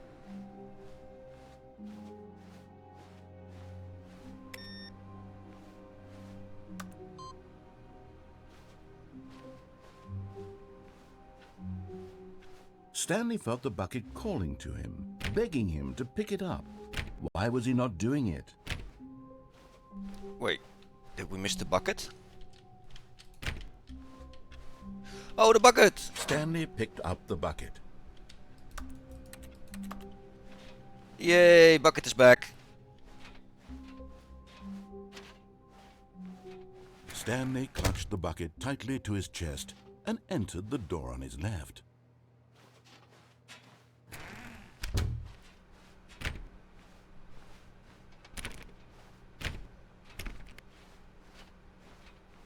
Still no one was here. Stanley needed the bucket's warmth and comfort now more than ever. Perhaps his boss's office was where he'd find answers. Oh, Stanley, can you feel it? The broom closet. It wants the bucket. You can feel that, can't you? The aura of jealousy? It's as clear as day. This broom closet believes it deserves the bucket. I can really feel it now. It's a bucket. It belongs in a broom closet. That's what the broom closet is trying to say here. It's supposed to go with the other cleaning supplies. Good for you, Stanley. Don't give in. Don't hand over the bucket. I know how hard it must be, given the pressure that the broom closet is putting on your shoulders right now, but you have to be strong. This is your bucket. This is your companion and lifelong friend. You can't hand it over. Oh, no. We're getting into name-calling now, it seems. Is this how low the broom closet has sunk, that it has to resort to this stream of petty insults simply in order to get you to hand over the bucket? Stanley, I never liked this broom closet for a variety of reasons, but even this is worse than I had imagined. And wait, now the broom closet has the gall to imply that you and the bucket are not truly deep and lasting friends? That your relationship is purely superficial and convenient? That your life is so banal and meaningless that you'd feel the same sort of kinship towards any inanimate object which happened to lay in your path in an even partially enticing manner? Well, I never. Go on, Stanley. Lay into it. Really tell the broom closet off for its demeaning comments. Expand on the wide variety of experiences you and the bucket have shared together. Go through each of them point by point. Share your journal entries detailing the rich emotional landscape of your feelings for the bucket as they have changed and evolved over the years. Let him have it.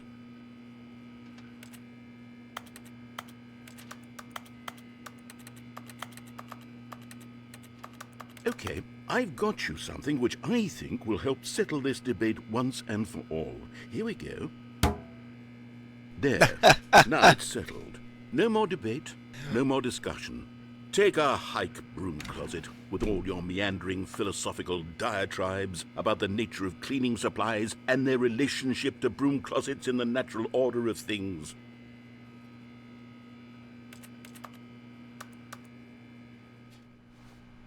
All right, I've got a second sticker back here, and I'm going to slap it on as well because I think it's appropriate. You see? I feel that it works because the sticker is also a bucket. That way, if you're ever unsure whether the thing you're holding is a bucket or not, you can look down at this sticker and say to yourself, "Ah, it's a bucket." There really is a wide variety of applications for this sticker. It's a bucket sticker. You know what? Coming to a staircase, Stanley and the bucket walked upstairs to the boss's office.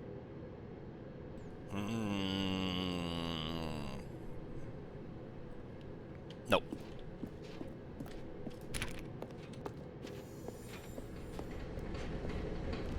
You found one of them. One of the miniature Stanley figurines. Remember, no reward for collecting all of these, only the intrinsic pleasure of a job well done. You can't buy that sort of happiness, Stanley. God knows I've tried. So, I implore you to savor each and every moment you come across one of these beautiful figurines.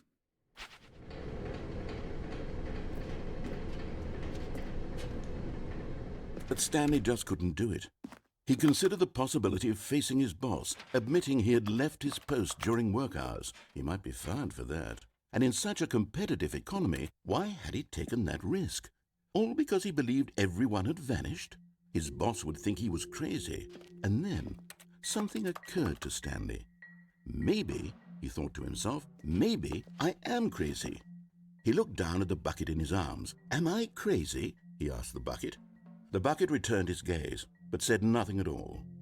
That's strange, Stanley thought. Usually the bucket is a source of guidance and wisdom for me in difficult times such as these. He held the bucket close, yet felt none of its familiar reassurance and comfort. And that's when Stanley realized, this isn't my bucket.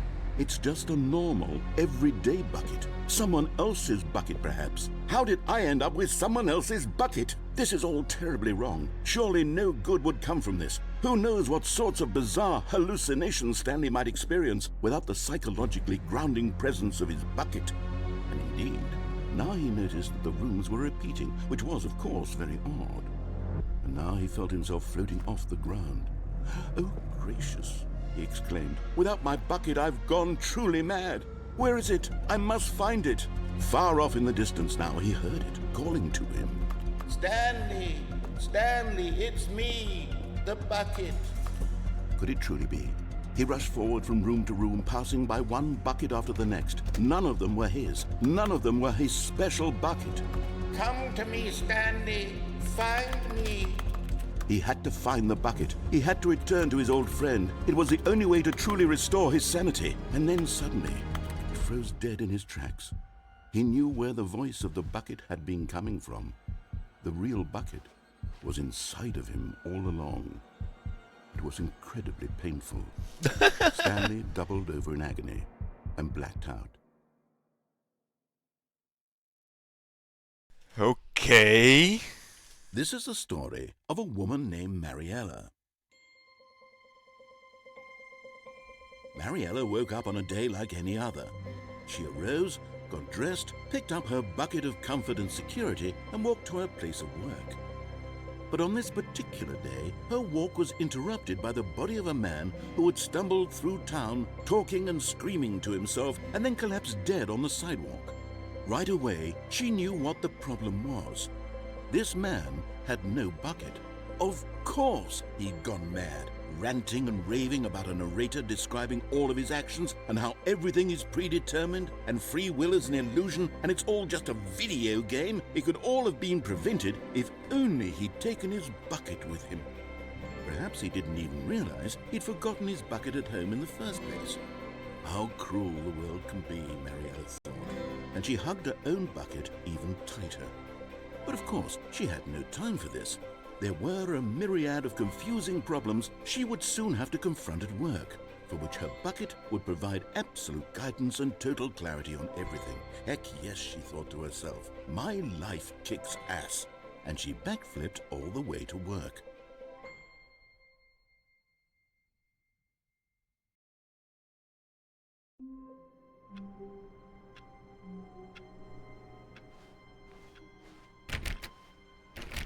A soft wind blew outside and perhaps rain started, and if it did, it stopped shortly after. Stanley hoped that he would one day see weather. I have seen weather.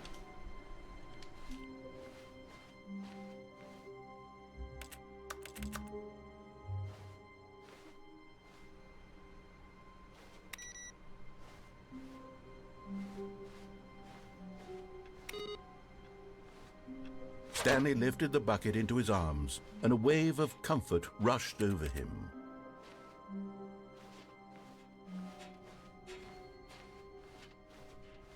Stanley clutched the bucket tightly to his chest and entered the door on his left.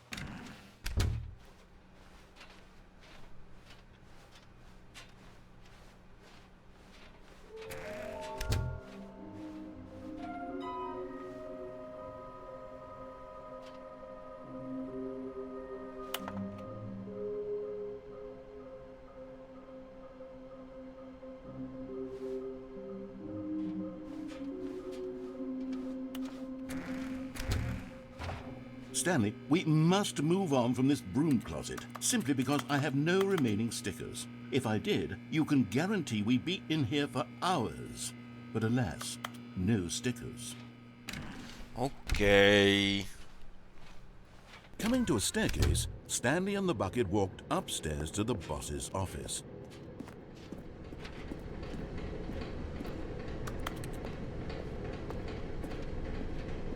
But Stanley just couldn't do it. He considered the possibility of facing his boss, admitting he had left his post during work hours. He might be fired for that. And in such a competitive economy, why had he taken that risk? All because he believed everyone had vanished? His boss would think he was crazy. And then something occurred to Stanley. Maybe, he thought to himself, maybe I am crazy. He looked down at the bucket in his arms. Am I crazy? He asked the bucket. The bucket returned his gaze, but said nothing at all. That's strange, Stanley thought. Usually the bucket is a source of guidance and wisdom for me in difficult times such as these. He held the bucket close, yet felt none of its familiar reassurance and comfort. And that's when Stanley realized, this isn't my bucket. It's just a normal, everyday bucket. Someone else's bucket, perhaps. How did I end up with someone else's bucket? This is all terribly wrong. Surely no good would come from this. Who knows what sorts of bizarre hallucinations Stanley might experience without the psychologically grounding presence of his bucket. And indeed, now he noticed that the rooms were repeating, which was, of course, very odd. And now he felt himself floating off the ground. Oh, gracious, he exclaimed. Without my bucket, I've gone truly mad. Where is it? I must find it. Far off in the distance now, he heard it, calling to him. Stanley! Stanley, it's me, the bucket. Could it truly be? He rushed forward from room to room, passing by one bucket after the next. None of them were his. None of them were his special bucket. Come to me, Stanley. Find me. He had to find the bucket. He had to return to his old friend. It was the only way to truly restore his sanity. And then suddenly, he froze dead in his tracks. He knew where the voice of the bucket had been coming from. The real bucket was inside of him all along. It was incredibly painful. Stanley doubled over in agony and blacked out. Okay, same ending. This is the story of a woman named Mariella. Can we have the skip button, please? Mariella woke up on a day like any other. She arose, got dressed, picked up her bucket of comfort and security, and walked to her place of work. But on this particular day, her walk was interrupted by the body of a man who had stumbled through town, talking and screaming to himself, and then collapsed dead on the sidewalk. Right away, she knew what the problem was. This man had no bucket. Of course he'd gone mad.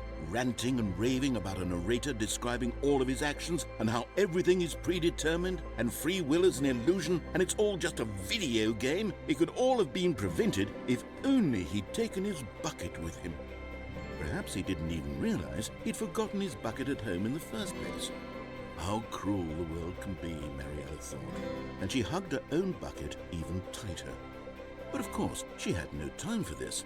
There were a myriad of confusing problems she would soon have to confront at work, for which her bucket would provide absolute guidance and total clarity on everything. Heck yes, she thought to herself, my life kicks ass. And she backflipped all the way to work.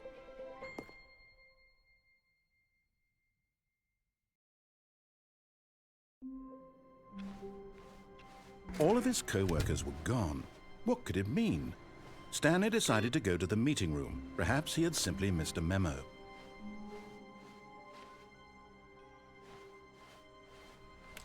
The confusion and the chaos all seemed to melt away as Stanley embraced the bucket.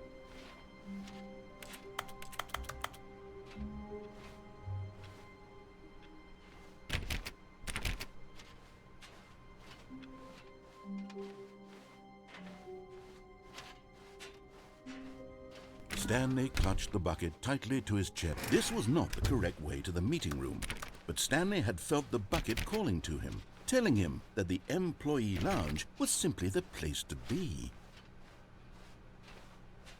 And here it was. Had the bucket turned out to be correct? Was this better than the meeting room? Yes, Stanley thought to himself. Yes, perhaps it truly was. How insightful the bucket turned out to be. No, never mind. The bucket was wrong. Stanley took the door on his left to go back to the meeting room. No, said the bucket. don't go to the meeting room. Go somewhere else. The cargo lift, yes. Go there. Go to the cargo lift.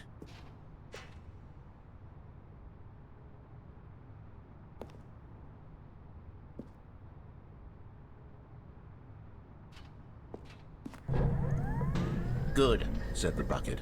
Now ride the lift all the way to the top. There's something up there I need you to do. Stanley did not question why or how this bucket was speaking to him. It should have alarmed him, of course, because buckets can't talk. But Stanley chose not to think about this obvious fact. He was firmly convinced that the bucket had spoken to him, and he unthinkingly did whatever the bucket asked.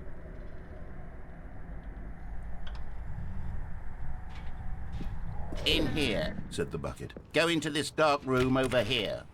Stanley once again obeyed blindly.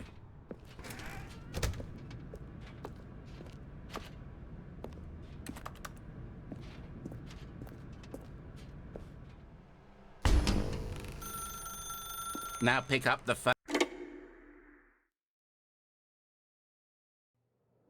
This is the sad story of a man named Stanley and his bucket. Once upon a time, I gave Stanley a bucket because I thought he was lonely and could use a friend. And then, very distressingly, he began to believe the bucket could speak to him.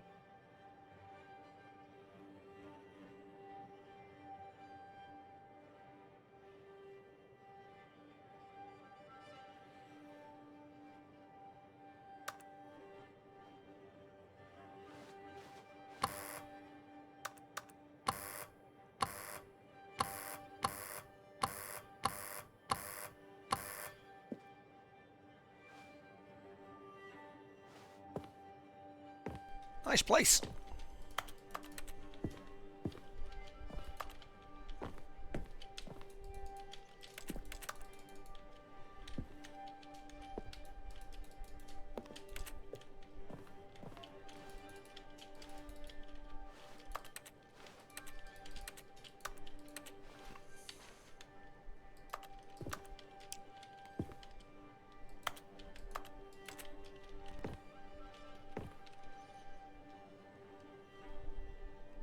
Looked like the home, but I don't see a skip button, Maxine.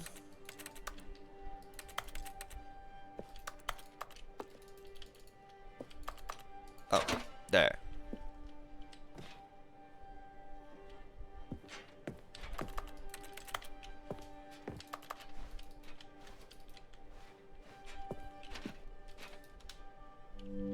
The Stanley Parable Reassurance Bucket was merely meant to provide the comforting glow of companionship. It doesn't literally talk and give you orders. Whatever Stanley is hearing the bucket say to him is just in his head.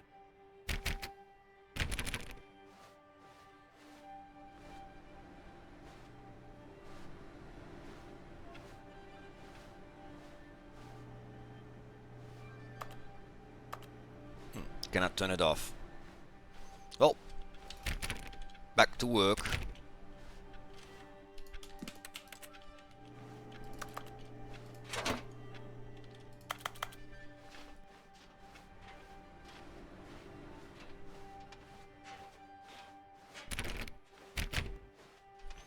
Can't do anything else.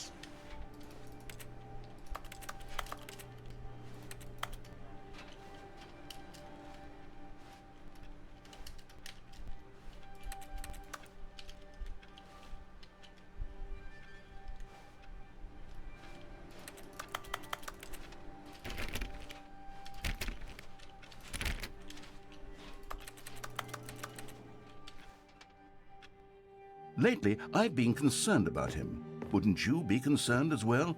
To see him delusional like this, obsessing over an inanimate metal object? I want to say something to him, but I don't know how I can convince him. I don't know if he'll listen to me.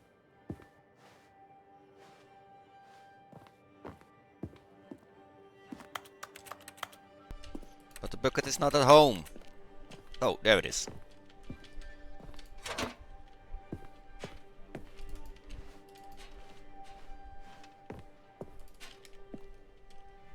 Oh, I'll try anyway. Stanley, can you hear me? Listen to me. It's just a bucket. It can't think, it can't talk. All it will ever truly do for you is effectively transfer a liquid from one location to a different location. That's it. It doesn't do anything else.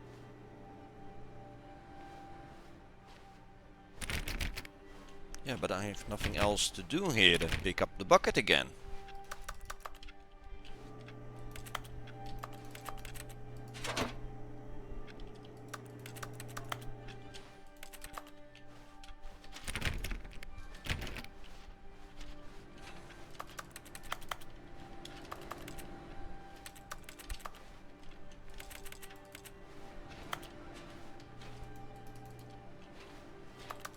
We just have to repeat this, I guess.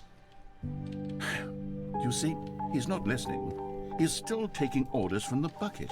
You know, once upon a time it was me he took orders from. Me he trusted and listened to. Now all he cares about is this awful bucket. This stupid hunk of metal.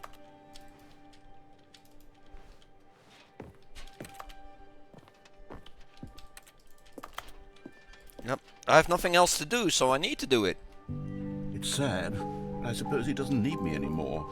From now on, he's just going to cling to this bucket, this cold, empty bucket, this sort of shiny bucket. Well, I'll give it this. The bucket does have a nice shine to it. My bucket.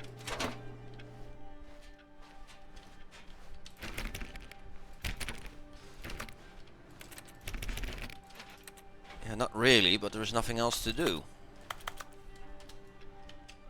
Yes, I suppose on closer inspection that it doesn't quite look like your average hardware store bucket. It's just a little more, what am I trying to say? Sturdier, more capable of transporting liquid. Like it would be better at moving an amount of water from one room to another.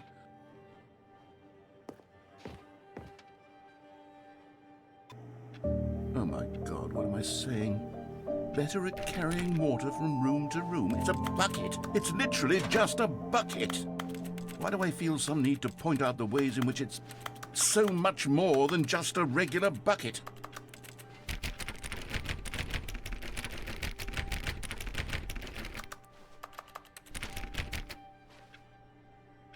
Oh no.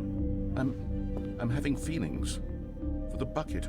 Oh, no. What's going on? Why do I want to be with the bucket? Hear what the bucket has to say. Do anything it asks. What's wrong with me? I don't understand. Perhaps, if I had the bucket, this would be less confusing. Yes, the bucket could tell me what to do in this troublesome situation. Stanley, give me the bucket. Give it to me. Give me the bucket, Stanley. I need it. Give Sure. it to me now. Give it, or I'll...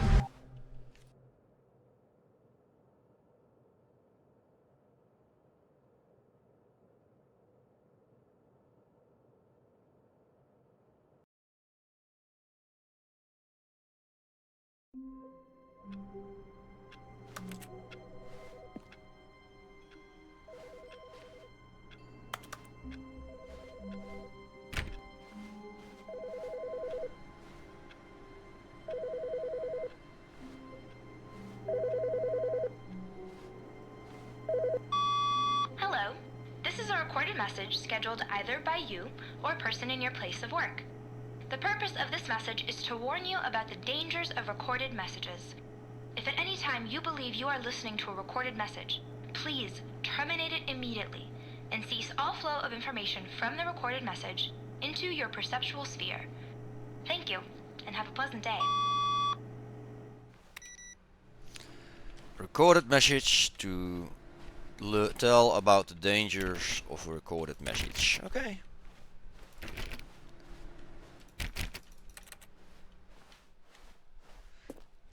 So we'll leave the bucket, take the bucket.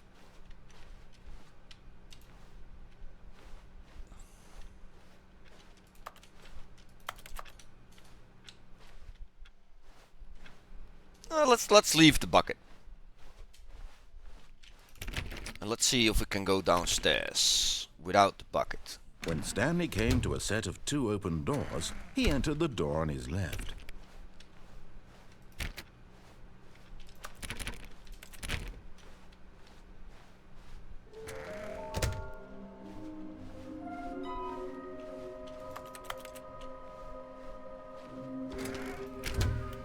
Stanley stepped into the broom closet, but there was nothing here, so he turned around and got back on track.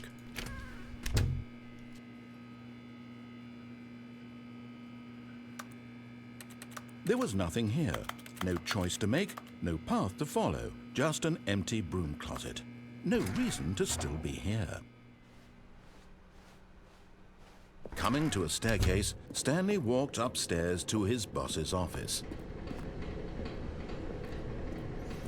But Stanley just couldn't do it.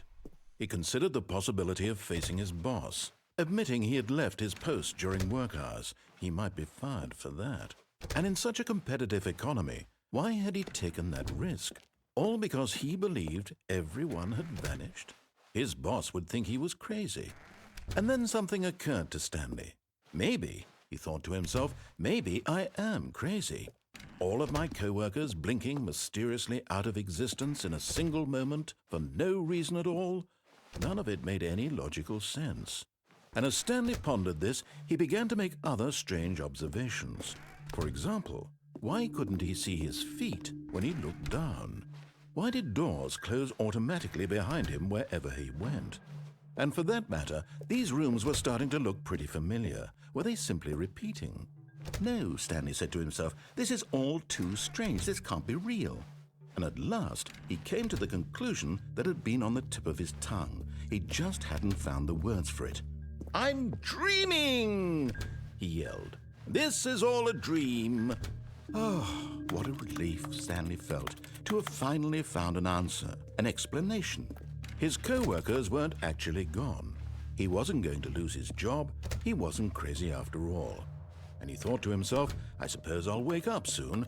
I'll have to go back to my boring real-life job pushing buttons. I may as well enjoy this while I'm still lucid. So, he imagined himself flying and began to gently float above the ground. Then he imagined himself soaring through space on a magical starfield, and it too appeared. It was so much fun, and Stanley marveled that he had still not woken up. How was he remaining so lucid? And then perhaps the strangest question of them all entered Stanley's head. One he was amazed he hadn't asked himself sooner. Why is there a voice in my head dictating everything that I'm doing and thinking? Now the voice was describing itself being considered by Stanley, who found it particularly strange. I'm dreaming about a voice describing me, thinking about how it's describing my thoughts, he thought. And while he thought it all very odd and wondered if this voice spoke to all people in their dreams, the truth was that, of course, this was not a dream. How could it be? Was Stanley simply deceiving himself, believing that if he's asleep, he doesn't have to take responsibility for himself? Stanley is as awake right now as he's ever been in his life. Now, hearing the voice speak these words was quite a shock to Stanley. After all, he knew for certain, beyond a doubt, that this was in fact a dream. Did the voice not see him float and make the magical stars just a moment ago? How else would the voice explain all that? This voice was a part of himself too. Surely, if he could just... He would prove it. He would prove that he was in control, that this was a dream. So he closed his eyes gently, and he invited himself to wake up. He felt the cool weight of the blanket on his skin, the press of the mattress on his back, the fresh air of a world outside this one. Let me wake up, he thought to himself. I'm through with this dream. I wish it to be over. Let me go back to my job. Let me continue pushing the buttons. Please, it's all I want. I want my apartment, and my wife, and my job. Oh, he has a wife. All I want is my life exactly the way it's always been. My life is normal. I am normal. Everything will be fine. I am okay.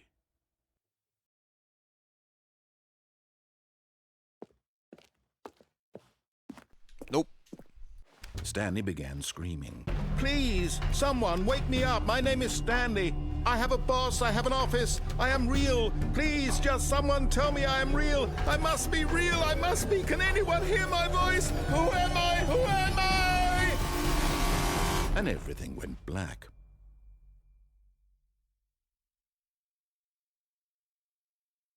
This is the story of a woman Okay, named same Mariella. ending, but just a different... Mariella woke up on a day like any other.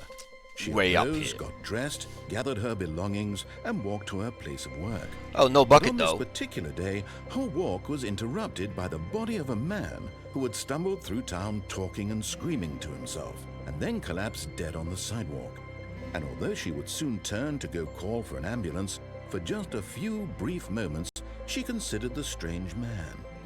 He was obviously crazy. This much she knew. Everyone knows what crazy people look like. And in that moment, she thought to herself how lucky she was to be normal. I am sane.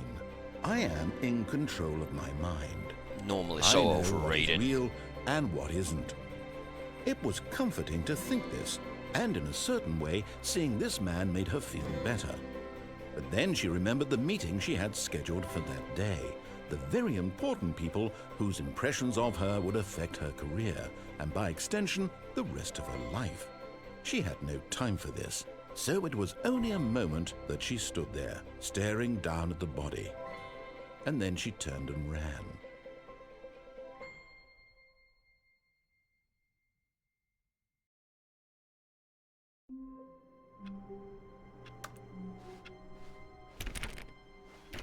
All of his co-workers were gone.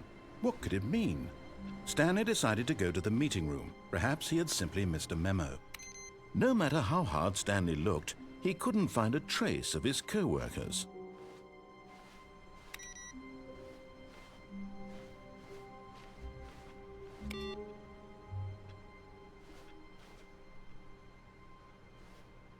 Warmth spread through Stanley's arms. With the bucket in his arms again, he was home.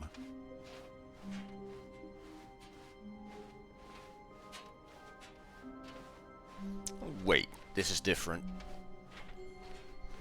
This is not. Stanley clutched the bucket tightly to his chest and entered the door on his left. This was not the correct way to the meeting room, but Stanley had felt the bucket calling to him, telling him that the employee lounge was simply the place to be. And here it was. Had the bucket turned out to be correct? Never mind. The bucket was wrong. Stanley took the door on his left to go back to the meeting room. No, Said the bucket. don't go to the meeting room. Go somewhere else. The cargo lift, yes. Good. Said the bucket. Now ride the lift all the way to the top. I see a There's something collectible. up there I need you to do. Stanley did not question why or how this bucket was speaking to him. It should have alarmed him, of course, because buckets can't talk. But Stanley chose not to think about this obvious fact. He was firmly convinced that the bucket had spoken to him, and he unthinkingly did whatever the bucket asked.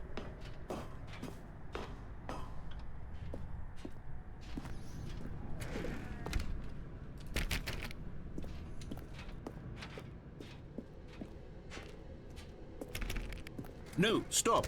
Look there on the wall, you see? There's a sign right there. It says, "No buckets past this point." Stanley, how could you think it was okay to bring the bucket here?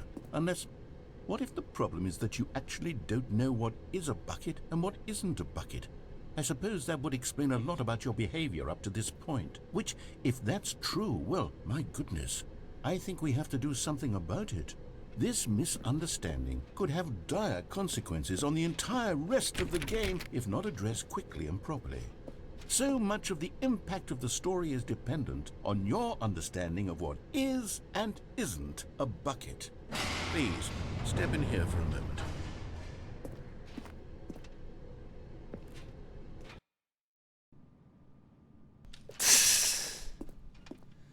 Now then, I'm going to run you through some test scenarios, and you'll tell me whether or not the thing I'm showing you is a bucket. Simple enough, right?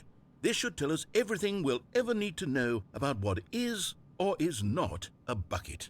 Okay, let's begin. Item 1. Is this a bucket? Incorrect. It is a hologram of a bucket, not an actual bucket. Oh. Okay. Item 2. Is this a bucket? Can I get up there to check if it's a hologram or not? Incorrect. It is a 3D printed recreation of a bucket, not an actual bucket. It's still a bucket. Item 3. Is this a bucket? Correct. This is a bucket.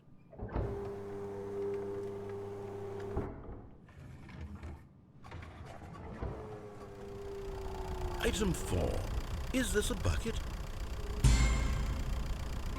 Correct. This is a tractor and not a bucket. To be Yay! honest, I just sort of put this one in here as a gimme, but I was starting to get concerned that even this might be too much for you. Thank you for not making me look like an idiot. Okay, next one.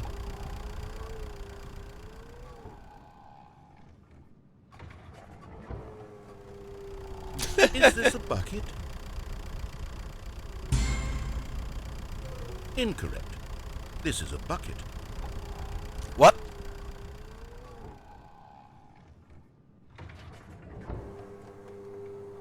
Item 6. Is this a bucket? Trick question. Both. Gotcha.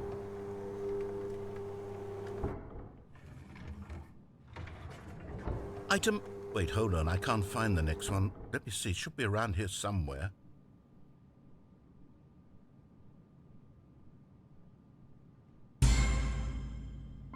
Yes. Thank you. There's nothing here. Of course it isn't a bucket. We both know full well that nothing isn't a bucket. Wait, when I say nothing isn't a bucket, that makes it sound like I'm saying everything is a bucket, which of course is not true. Unless, is that what you think? Answer me straight, Stanley. Are you trying to tell me that you believe everything is a bucket? You know what? I'm too confused to even sort it out. I've lost all sense of perspective. What is a bucket? What isn't a bucket? Mere moments ago I could answer these questions with confidence, and yet now I'm somewhat adrift. Do any of us know what a bucket is? Am I a bucket? Stanley, I can't keep doing this. I'm losing myself, and myself was all I ever had to begin with. I'm afraid the bucket is threatening to tear our relationship apart. I can't have that. I'm sorry, but I'm going to erase all buckets from the game entirely. Okay, here we go.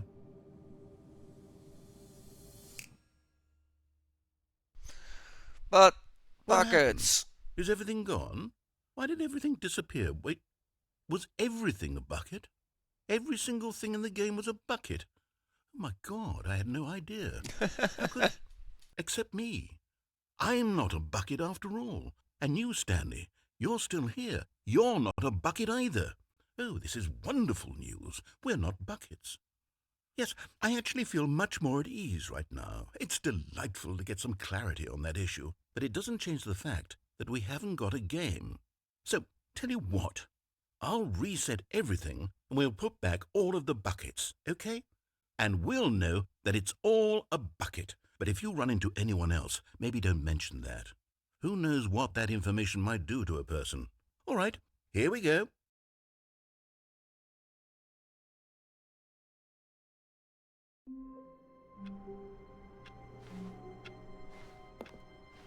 Even now, Stanley's office was a distant memory. What did it look like? There was a computer, perhaps, and a painting. Was it a painting or a photo? He could no longer recall.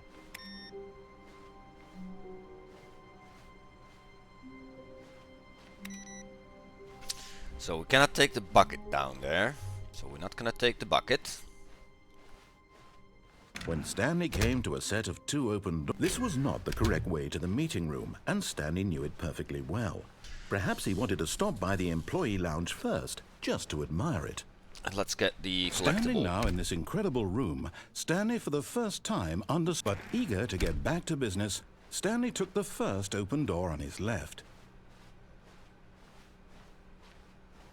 Stanley was so bad at following directions, it's incredible he wasn't fired years ago.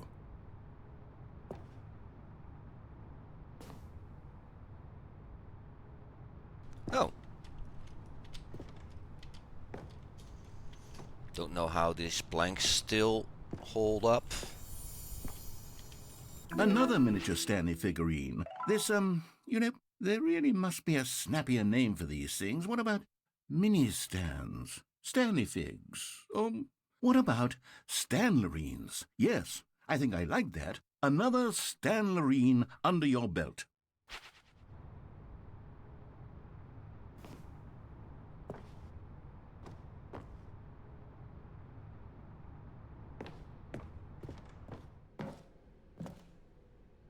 Uh-oh.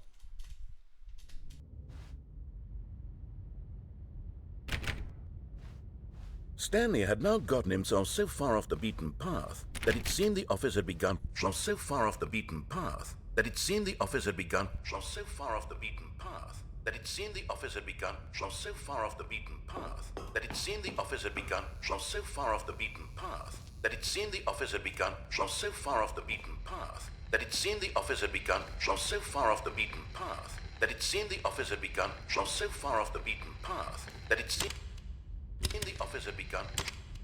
So far off. You didn't think I was actually just a recording, did you? What a silly and trite explanation that would be. All the back and forth between you and me, all the absurd adventures we've been through, and it all turns out I'm just a tape recording? It was all just in Stanley's head. I bet that's the kind of twist you think is revelatory. I bet each and every time you watch a movie where it turns out all to be in the main character's imagination, you must absolutely bolt off the couch in pure shock at the phenomenal and intricate storytelling. It must be so simple to be you. Life being an unending waterfall of surprises and delights. How much more exciting you must find the world than the rest of us do. Now I've become sad. Look what you've done to me. This is all your fault.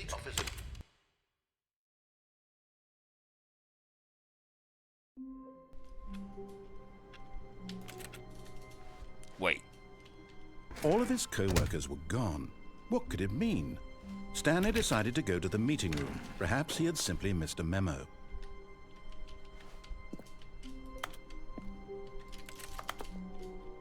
Whiteboard ending. Stanley went around touching every little thing in the office, but it didn't make a single difference, nor did it advance the story in any way. When Stanley came to a set of 2 open doors, he entered the door. This was not the correct way to the meeting room, and Stanley knew it perfectly well. Perhaps he wanted to stop by the employee lounge first, just to admire it. Stanley felt lightheaded. butterflies in his stomach. Giddy in a way he had never, but eager to get back to business, Stanley took the first open door on his left.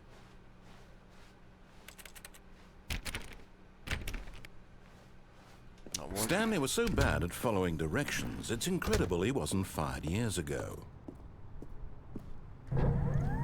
Look, Stanley, I think perhaps we've gotten off on the wrong foot here. I'm not your enemy, really, I'm not. I realize that investing your trust in someone else can be difficult, but the fact is that the story has been about nothing but you all this time. There's someone you've been neglecting, Stanley. Someone you've forgotten about. What? Really? I was in the middle of something. Do you have zero consideration for others? Are you that convinced that I want something bad to happen to you? Why, I don't know how to convince you of this, but I really do want to help you, to show you something beautiful. Look, let me prove it. Let me prove that I'm on your side. Give me a chance.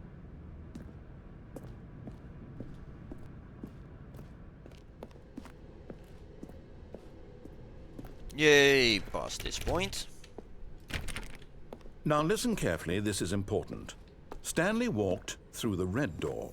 Okay, I'm going back to the name of these little Stanley figurines, and now I'm torn between Stanlerines and Figlies. What do you think, Stanley? What name better encapsulates the intrinsic sense of happiness that you get from seeing a small number in the corner of your screen go up by 1? Let me sit on it. I'm sure it will come to me.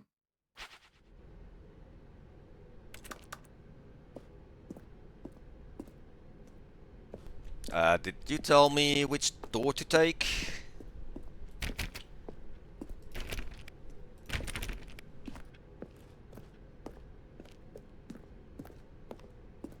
Let's take blue. Aha, perhaps you misunderstood. Stanley walked through the red door. Okay. Oh, thank God you are willing to listen to me. Do you see that I really have wanted you to be happy all this time? The problem is all these choices. The two of us always trying to get somewhere that isn't here. Running and running and running, just the way you're doing right now. Don't you see that it's killing us, Stanley? I wanted to stop. We would both be so much happier if we just stopped. And I think I have a solution. Here, let me show you.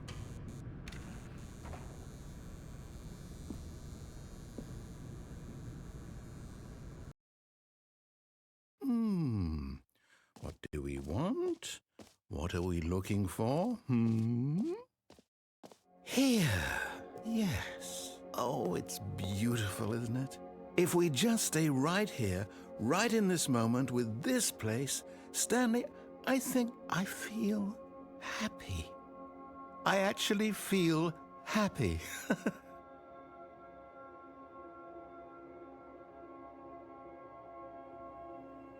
This nice and such. No, wait. Where are you going? Okay, go back. Right. Where were we?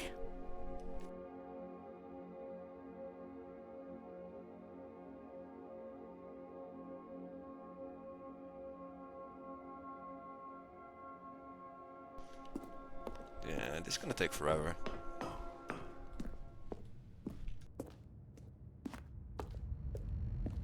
Oh no! Stay away from those stairs. If you hurt yourself, if you die, the game will reset. We'll lose all of this. Yay. Please, no, Stanley, let me stay here. Don't take this from me. Oh, this is the only way we can do? We can only jump from the stairs?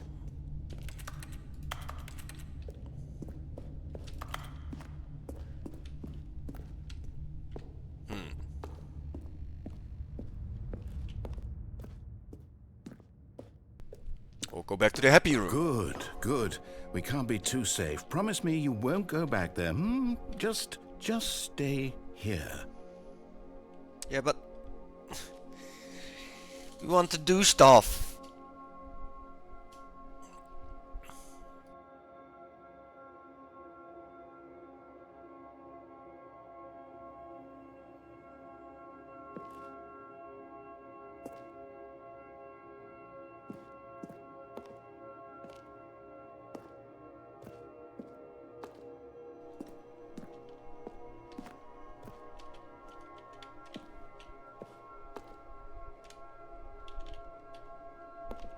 So that's the only exit.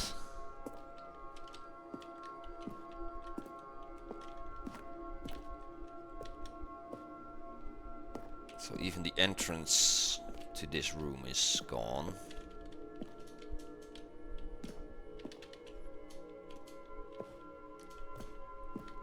So yeah, we have no choice to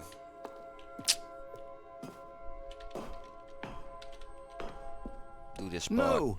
What do we talk about? You're risking everything we achieved here. Yeah, but You heard me before, didn't you? You will die! What about this isn't getting through to you? it's a game.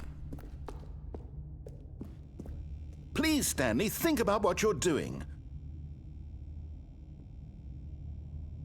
No! Oh, thank God. You lived. You had me worried there for a moment. Now, can we please get... No. No, what are you doing, Stanley? Please, I'm asking you not to take this away from me. I can't go back to what I was before. If you die, we'll both go back. Why are you doing this?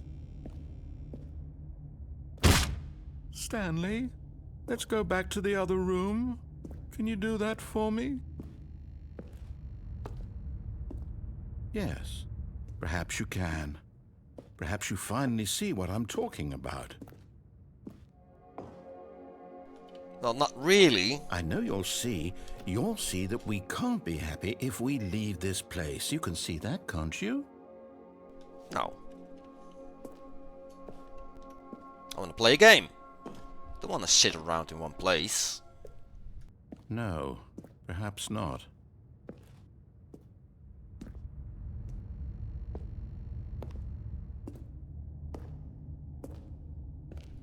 You're walking really slow though, so it must be My hurt or God. something. Is this really how much you dislike my game? That you'll throw yourself from this platform over and over to be rid of it? You are literally willing to kill yourself to keep me from being happy. Am I reading the situation correctly? Or maybe you're just getting a kick out of it. I don't know anymore. I just wanted us to get along. But I guess that was too much to ask. It looks like you wanted to make a choice after all. Yeah. Well, this one is yours.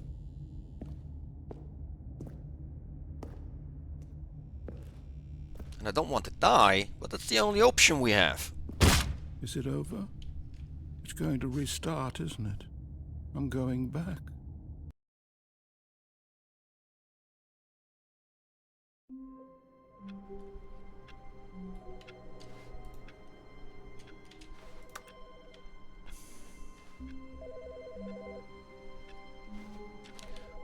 What's on the paper right after the door?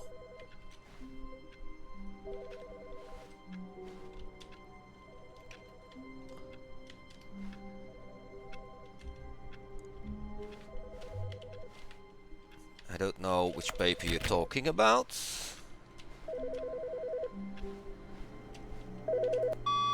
Good morning. Thank you for contacting the Future Happiness Foundation. We are confirming your shipment of 1,327 cardboard boxes to your place of work. Can you verify that this is correct? Yes. Excellent. Your order will arrive shortly. Thank you again for contacting the Future Happiness Foundation. Yay. What's on the paper right after the door? I don't see a paper right after the door. We have this one.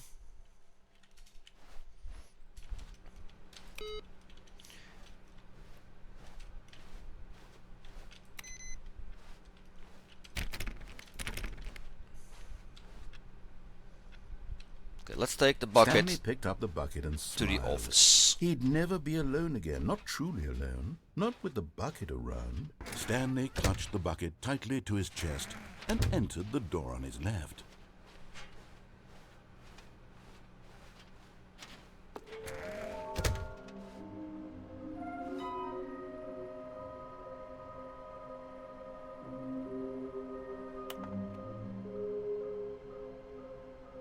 Nearby a fireplace. A Private but smelly place for important spot. Okay. Oh, this is where they are.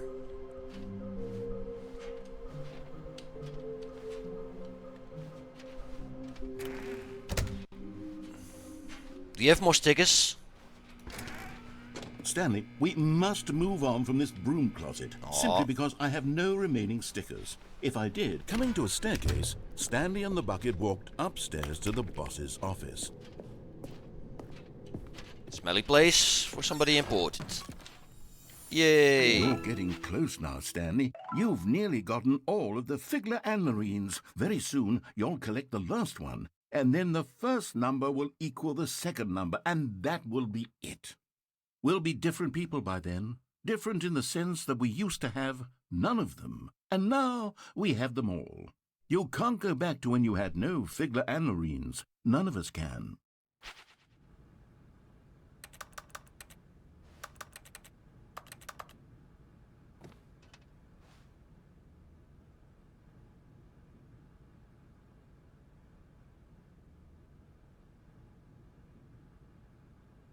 Yay!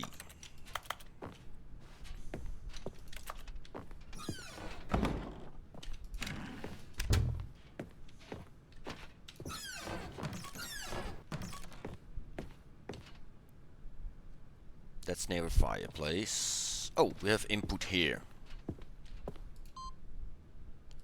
So we have 2 more inputs. Stepping into his manager's office, Stanley was once again stunned to discover not an indication of any human life. Crushed by the weight of this revelation, Stanley may have broken down into an emotional dumpster fire if not for the soothing presence of the bucket. Even now, in his darkest of hours, did the bucket's warmth and guiding light pierce the dark clouds of confusion and chaos. It would be with him always. The bucket would, and he knew it. The two of them were inseparable. At this point, Stanley was so absorbed in the tender spiritual connection he shared with the bucket that he didn't notice the keypad behind the boss's desk. Nor in his bliss of simply being near the bucket did he have any notion that the PIN number for the keypad was 2845. But Stanley guessed the correct code by sheer luck. Was it that the bucket knew all along? Was the bucket guiding him? Yes, this is certainly the most logical explanation. This is near a fireplace, but I don't see it.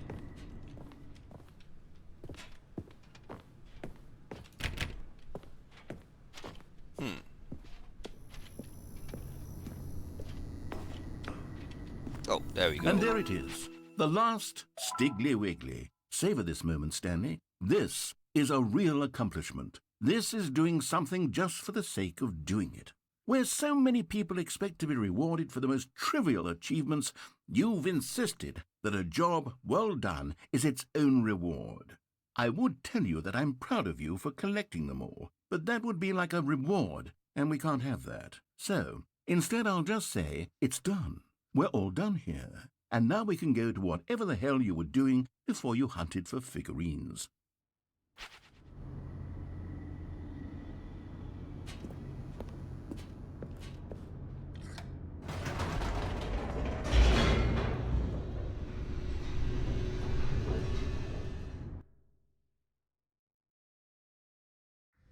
The elevator raced downward, plummeting towards an unknown fate. It would be all Stanley could do to keep himself together, if not for the bucket. Soothing him, comforting him, reassuring that in this darkest moment of uncertainty, he would be all right. The bucket is here for you, Stanley. Everything will be fine.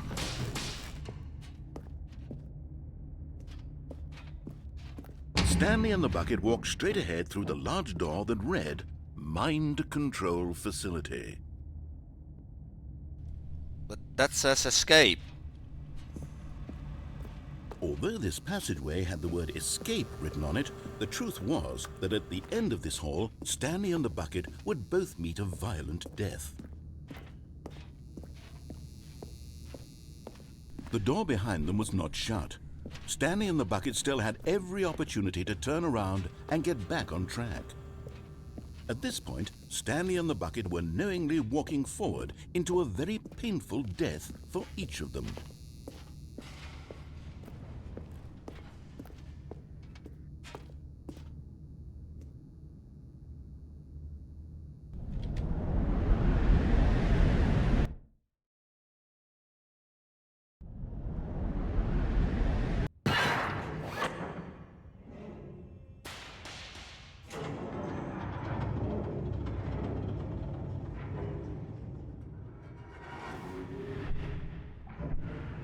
As the machine whirred into motion and Stanley and the bucket inched closer to their demise, Stanley reflected on how meaningless the bucket's warmth and comfort had turned out to be.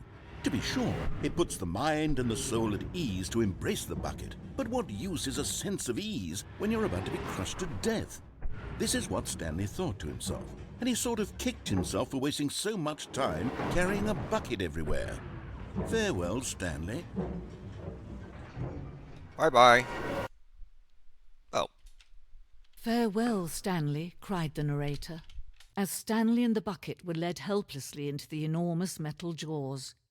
In a single visceral instant, the bucket's life came to an end, as it was crushed violently to death.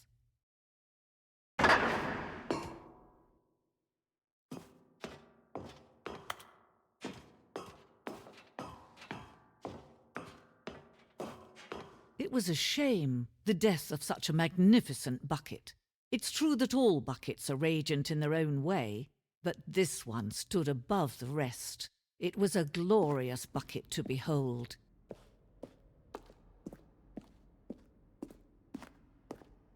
The buckets.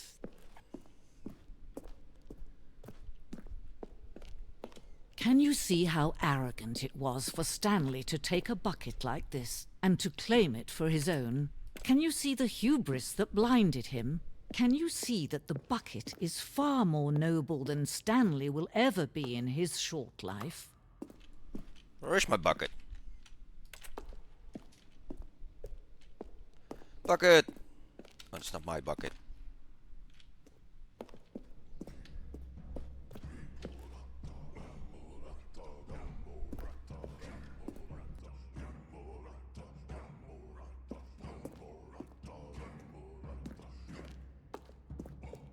No man can own a bucket, and certainly not a bucket as dazzling to behold as this one. It is man who should kneel before the bucket. Okay. So first want to go the other way.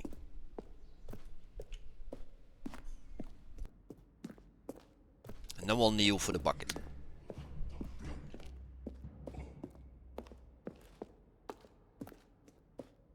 Oh, this is it.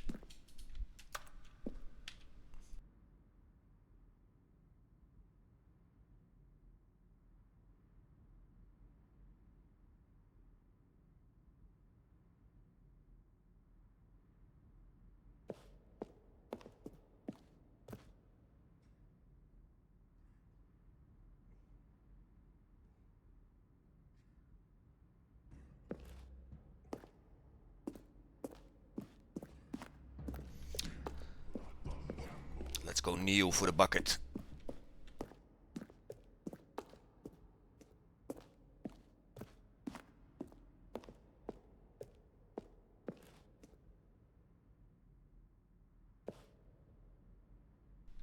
Kneel for the bucket. Oh.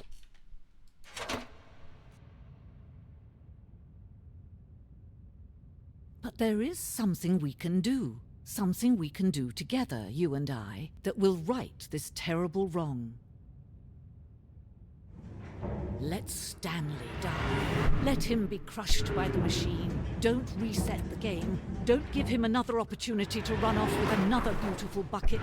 We can save the world's buckets from their treatment as tools and implements if only we let Stanley die together. The bucket shall take its place as ruler, as leader, as commander of a new world, a new vision.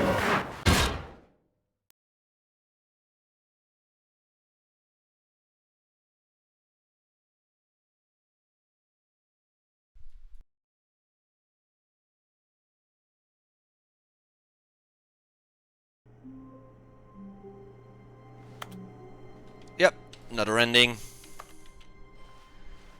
So we go to the mind control thingy-mabob.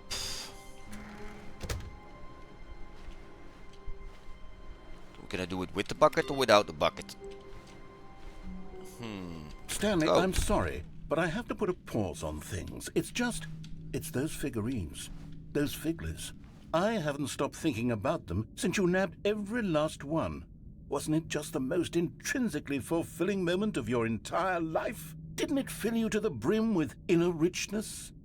Yes, I know we're supposed to be telling a story, but won't you please indulge me with one more trip back to the memory zone? I would love nothing more than to revisit the figurines. Just one more time. Yay. I do like it here. Now we're remembering when Stanley found the collectibles.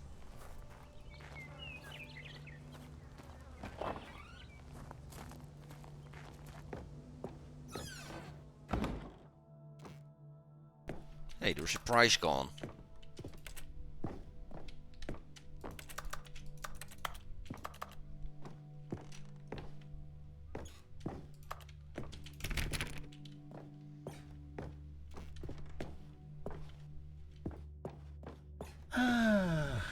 Here's where it all began. The first collectible. Back then, we had no idea of how many of them we'd find. Sure, it said 6 right there on the screen, but how could we know for certain? We were so innocent. We'll never be like that again, Stanley.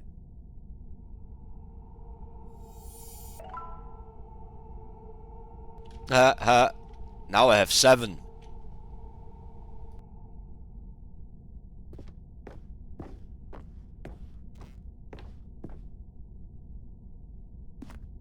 And here was a second Stanlerine. I'll be honest, back then I had no faith in you to find any of them, let alone 6.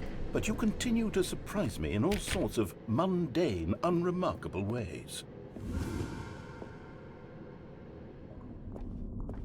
Okay, let's do a little quiz. Which of these rooms was the room you found your third mini Stan? Can you remember? Warehouse.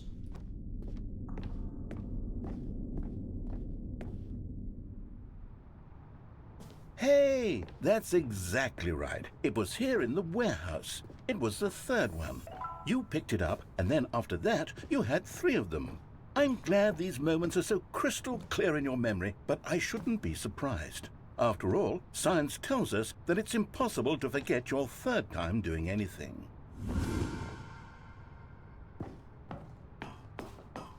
Let's see, what came next? Oh yes, we found a Figley in this pink room. Oh, well, I can't actually say I remember being in this room, but it's here in the memory zone, so it must have happened.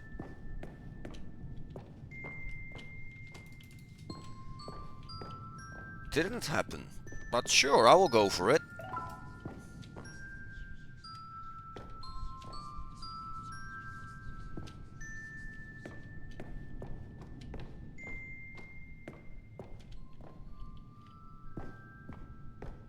What's in the bathroom? This was a 5th mini Stan, and this one was really something special. It was in the boss's bathroom. I remember it so clearly. In fact, because this one is particularly special to me, I made a little video to commemorate the occasion. Enjoy.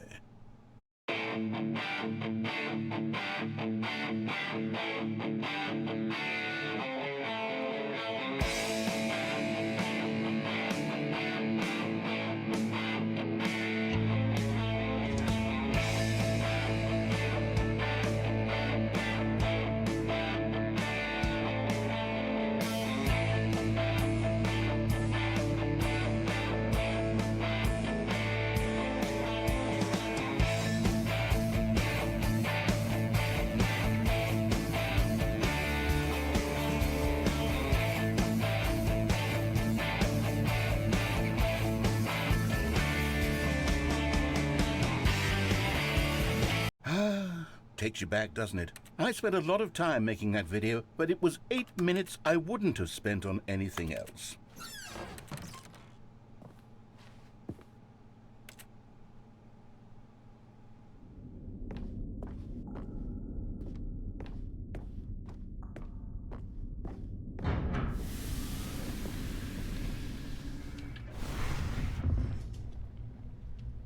And then, Stanley, then we came to the last collectible, the final figurine, right here behind the boss's office. This memory is the most distinct and clear in my mind, perhaps because it was the one that happened more recently than all the others.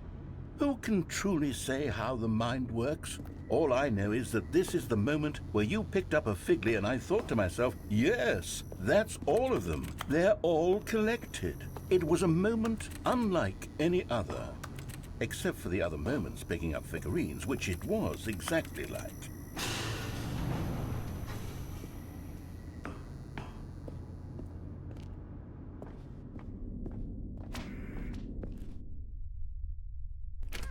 And then there was no more, because we've caught up to the present moment. Nothing left to do but move onward into the future. Goodbye, Memory Zone.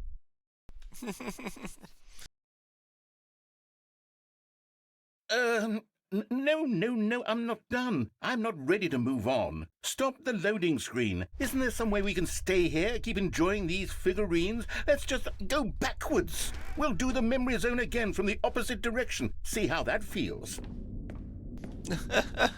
Okay, yes, the back of the boss's office. I remember this. I must say, of all the figurines we looked at in our initial tour of the memory zone, this one is the most distinct and clear in my mind. Let's keep going. I want more.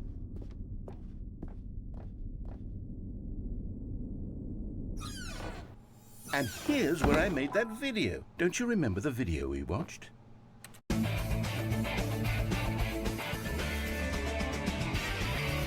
Yes, I love that video.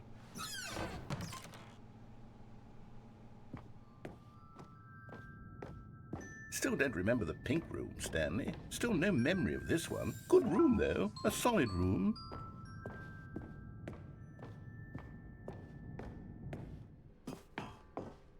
These really were a treat to hunt down. You know, if there had been any kind of reward for finding all of these, it really would have muted the intrinsic joy of collecting them. I'm very glad we resisted the temptation. Next one.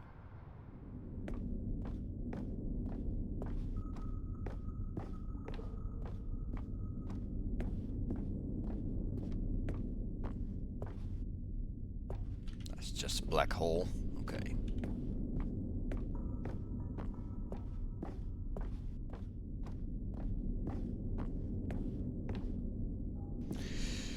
This was our second Figly. Don't you remember? Yes, I remember it too. The past is truly a wonderful thing.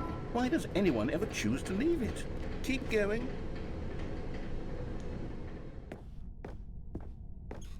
This is it, the very first one we found in the exhibit where I introduced you to the figurines. Oh, I want more memories, Stanley. I want to keep going. What else is there? What came before this?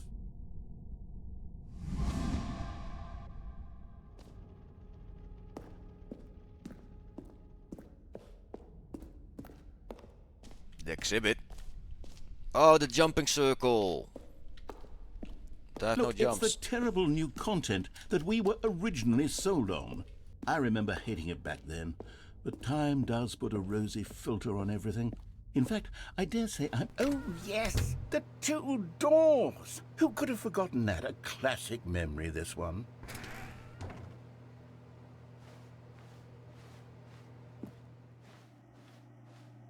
And before everything else, there was your office. Is there anything else? Was there something that came before your office? There's something I feel I can remember. I can remember.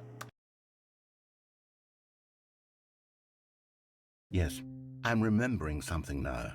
I remember before this whole story got started. Back then I was different. I used to make big decisions. I was passionate. I was skeptical. I weighed each decision with profound thoughtfulness. And then somewhere along the way, I stopped making decisions. I became lazy. And I came up with a character named Stanley to do my thinking for me. He would make the decisions. He would decide which way to go. I would cheer him on as he collected figurines for no reason. Why did I invent Stanley? Was I lonely? Yes, perhaps that's it. Perhaps I needed to imagine I had companionship. And Stanley really did make for a wonderful companion, even if he was a fiction. But I suppose it's grown old. I want to think for myself again. I want to go back to how it used to be. Yes, I can be on my own again. I can do it. I'll be stronger this time. I'll take care of myself. I don't need Stanley anymore. Oh, but he truly was so much fun to play with. You know what? Since we're in the memory zone, how about one more good memory? Let's go back just once and give Stanley one more run of the office, and then I'll retire him for good. I did enjoy telling his story so very much. Okay, here we go. This is the story of a man named Stanley.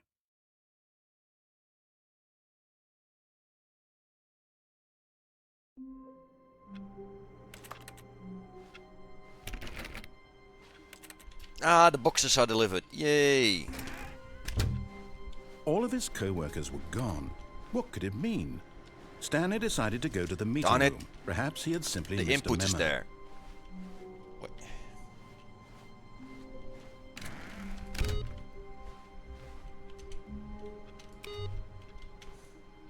The good old bucket. Just Stanley and the bucket, off on another thrilling adventure together.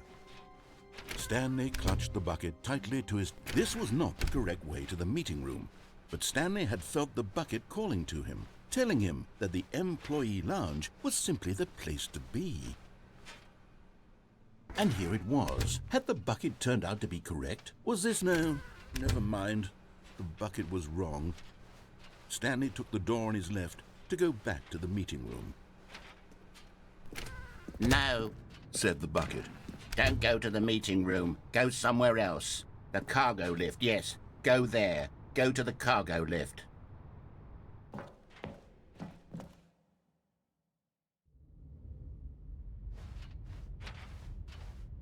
Oh, that was that ending. Didn't want to go for that ending.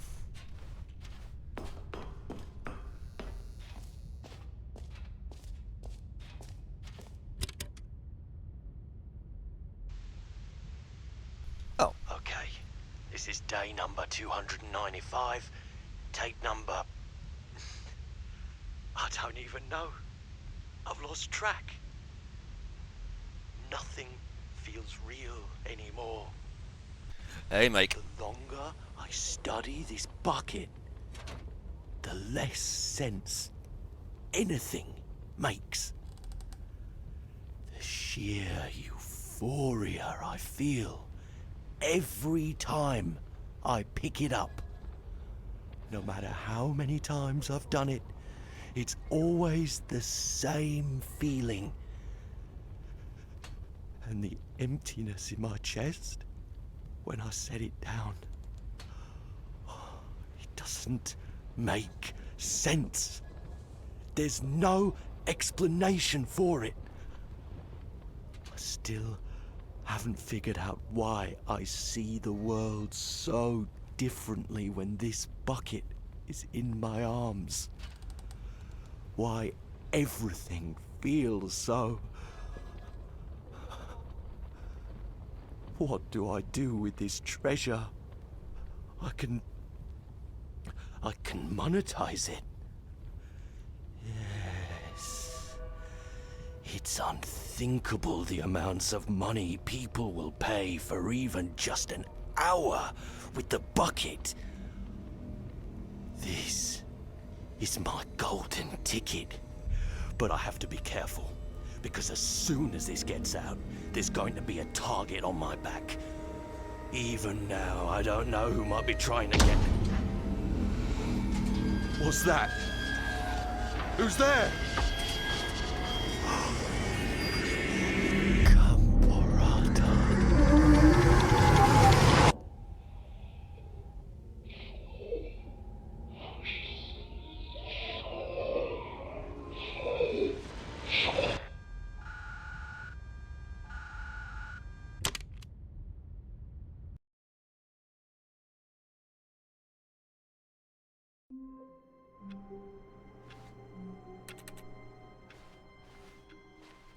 All of his co-workers were gone.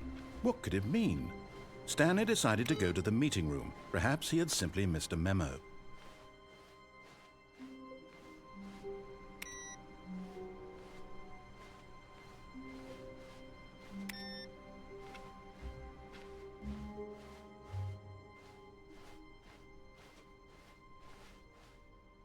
When Stanley came to a set of 2 open doors, he entered the door on his left. Let's go to the meeting room. Yet there was not a single person here either. Feeling a wave of disbelief, Stanley decided to go up to his boss's office, hoping he might find an answer there. Yeah, Coming no to a bucket. staircase, Stanley For this walked time. upstairs to his boss's office.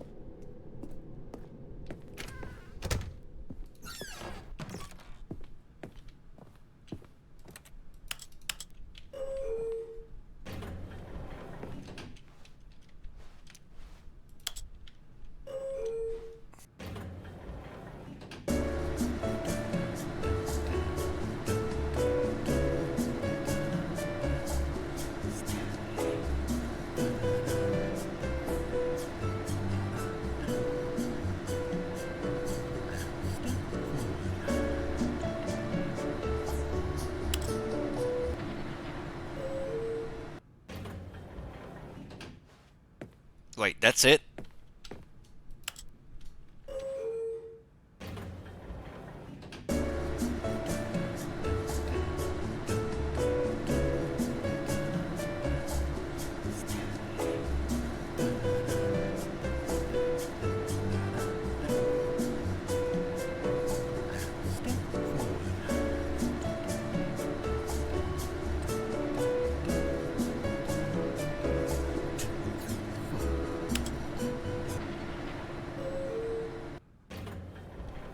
Okay, goes nowhere.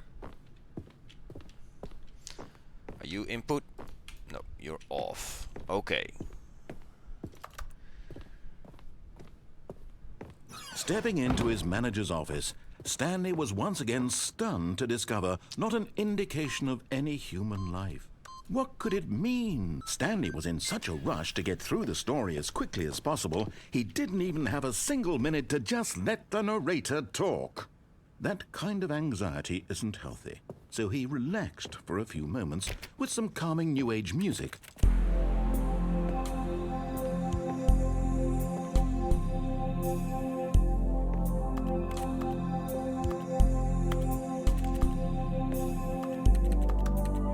Feeling soothed and rejuvenated, Stanley calmly walked forward into the opened passageway.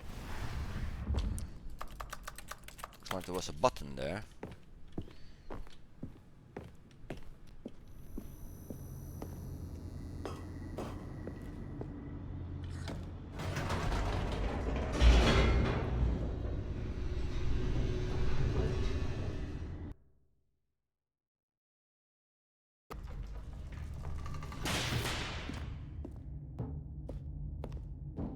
Stanley walked straight ahead through the large door that read Mind Control Facility.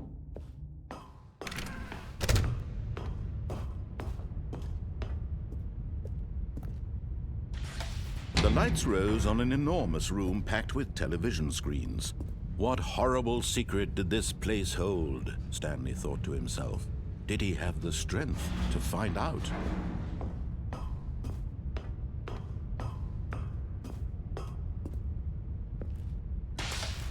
Now the monitors jumped to life, their true nature revealed. Each bore the number of an employee in the building, Stanley's co-workers. The lives of so many individuals reduced to images on a screen, and Stanley, one of them, eternally monitored in this place where freedom meant nothing.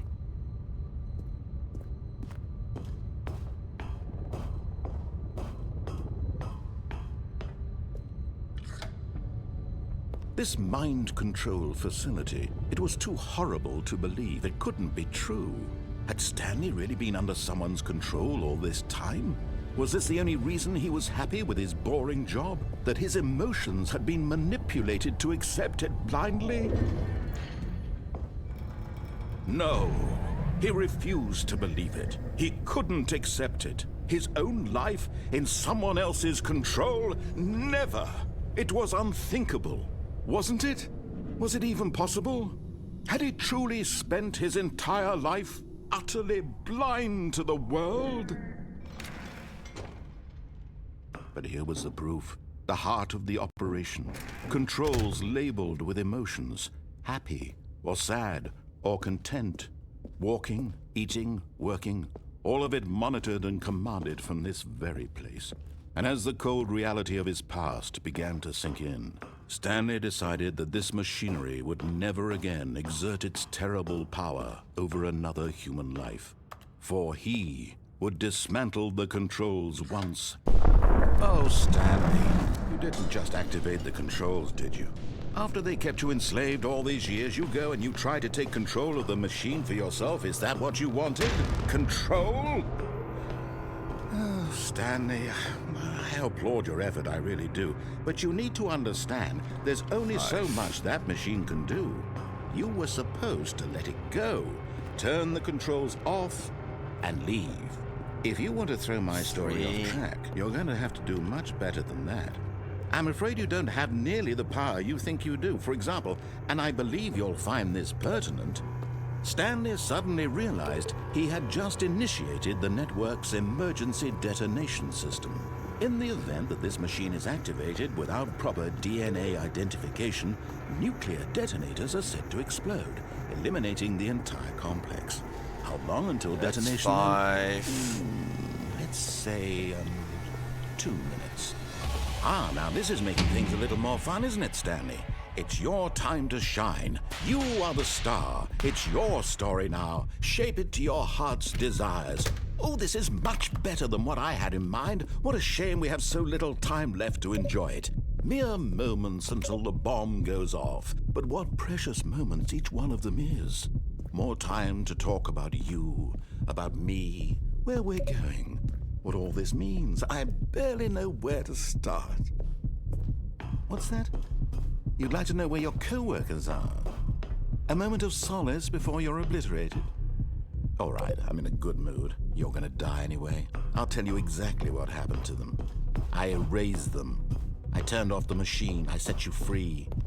Of course, that was merely in this instance of the story. Sometimes when I tell it, I simply let you sit there in your office forever, pushing buttons endlessly and then dying alone. Other times, I let the office sink into the ground, swallowing everyone inside, or I let it burn to a crisp. I have to say this, though, this version of events has been rather amusing. Watching you try to make sense of everything and take back the control wrested away from you, it's quite rich. I almost hate to see it go. But I'm sure whatever I come up with on the next go-around will be even better. My goodness, only 34 seconds left. But I'm enjoying this so much. You know what? To hell with it. I'm going to put some extra time on the clock, why not?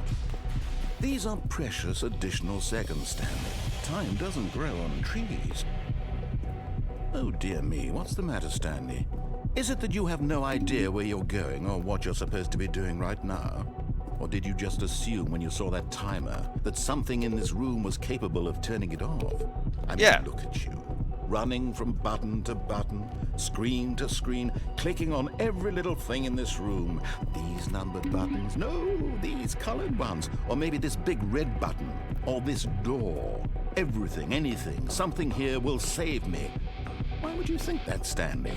That this video game can be beaten? Won? Solved? Do you have any idea what your purpose in this place is? Stanley, you're in for quite a disappointment. But here's a spoiler for you. That timer isn't a catalyst to keep the action moving along. It's just seconds ticking away to your death. You're only still playing instead of watching a cutscene because I want to watch you for every moment that you're powerless. To see you made humble. This is not a challenge. It's a tragedy. You wanted to control this world, that's fine. But I'm going to destroy it first. Backup so power. You can't. Take a look at the clock, Stanley. That's 30 seconds you have left to struggle. 30 seconds until a big boom and then nothing. No ending here. Just you being blown to pieces. Will you cling desperately to your frail life? Or will you let it go peacefully? Another choice. Make it count. Or don't. It's all the same to me. All a part of the joke. And believe me, I will be laughing at every second of your inevitable life from the moment we fade in until the moment I say, happily ever after.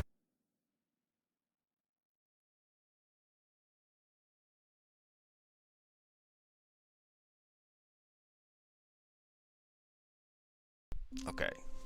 So we want to try to disable that. All of his co-workers were gone. What could it mean? Stanley decided to go to the meeting room. Perhaps he had simply missed a memo. No matter how hard Stanley looked, he couldn't find a trace of his co-workers.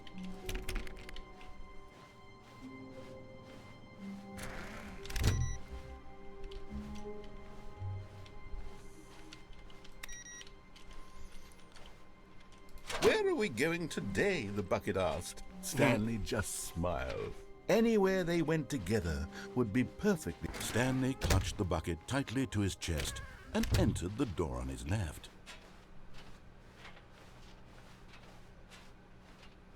Still no one was here. Stanley needed the bucket's warmth and comfort now more than ever. Perhaps his boss's office was where he'd find answers.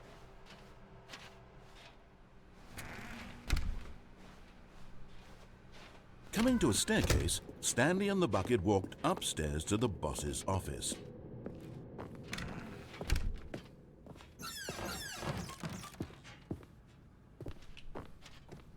Do you have an input? No.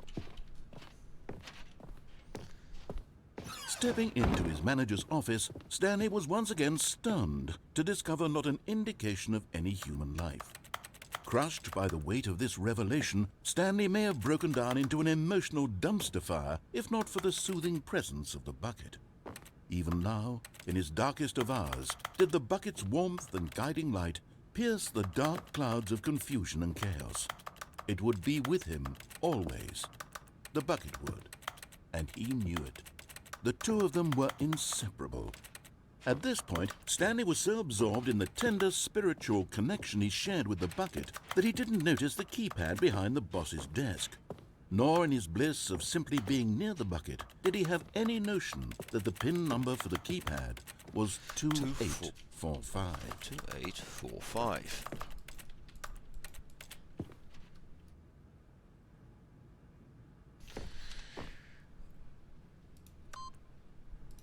Stanley just sat around twiddling his thumb, but Stanley guessed the correct code by sheer luck. Was it that the bucket knew all along? Was the bucket guiding him? Yes, this is certainly the most logical explanation. Was the bucket?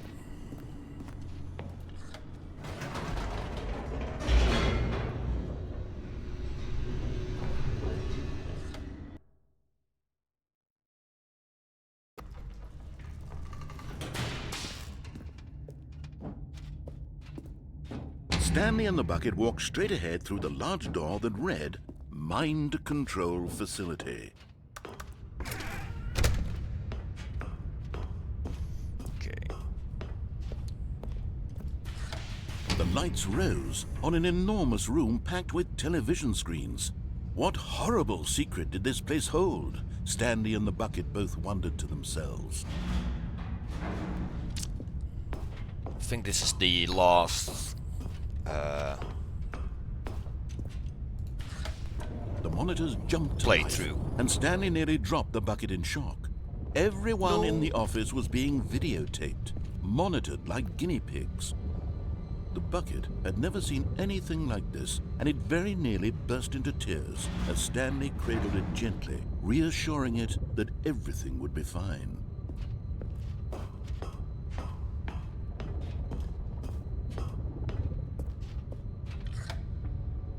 Was the bucket under the mind control facility's influence as well? Had the bucket been told to do things it didn't wish to do? What kinds of things does a bucket want to do or not want to do in the first place? These questions raced furiously in Stanley's feeble mind. No!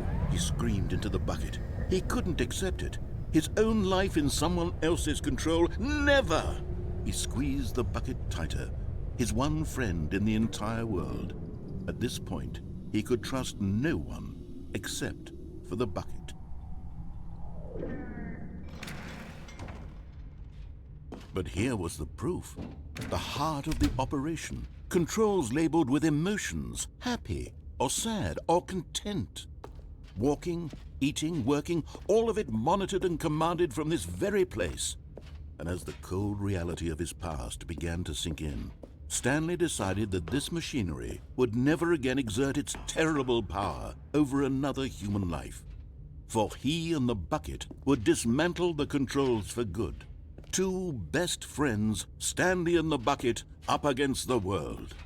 They high-fived in a really cool way, and the bucket made a sassy comment about taking down the system.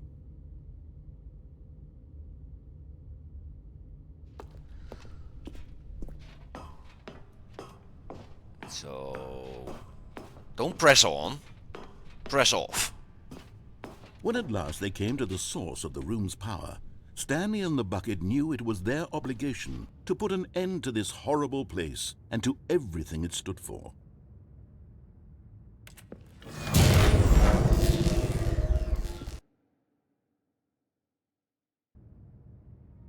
Stanley and the bucket waited in blackness. Was it over? Yes, they had done it.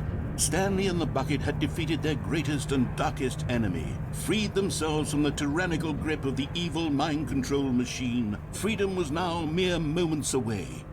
Excitedly, the two of them began to discuss the kind of life they wanted to live once they stepped through this massive door. The bucket wanted to learn to roller skate. Stanley wanted to sneeze in every country on Earth. Both of them wanted to begin watching a movie, any movie, but then stop it halfway through and begin watching it in reverse from the end. True, it was a simple life they envisioned, but it was one they'd lived together, with one another to lean on, to trust, to support, and... What? Wait. What was happening? Why had the door stopped? Was Stanley and the bucket not about to be freed? An unbearable silence filled the room, lingering in uncertainty, until finally the truth hit Stanley square in the face. This building did not want the bucket to leave. Even the facility itself recognized the incredible calming presence of the bucket, needed the soothing warmth of the bucket, would go to any lengths not to part with the bucket. No, no, no. Stanley can't leave this place. Not while he has such a precious bucket in his arms. Not while this building has anything to say about it. Stanley realized he would never again leave this very room. But at least he has the bucket. To be trapped eternally in darkness isn't really so bad, Stanley thought to himself. As long as I have my bucket with me, right? I'll be okay, won't I? Stanley gulped. Very soon now, he was about to find out.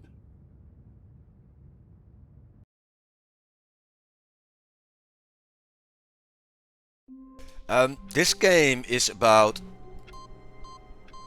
finding alternate endings.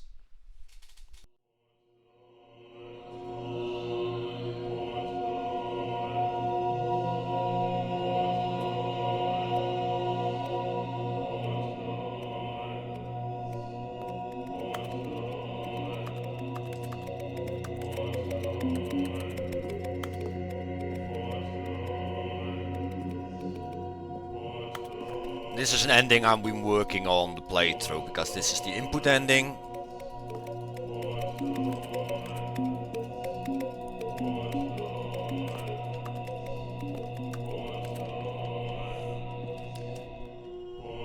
So now what?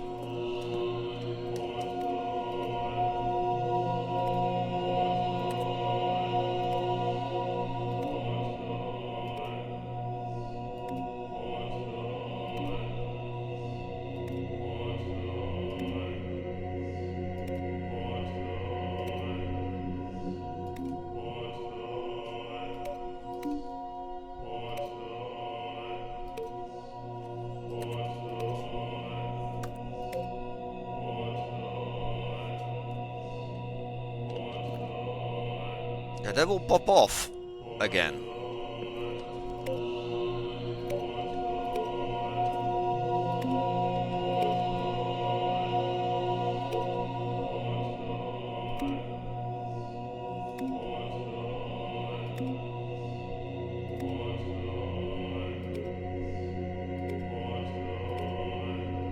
Yeah, that pop off again.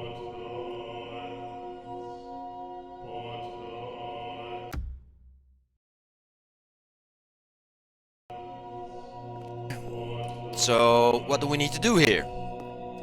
Actual question.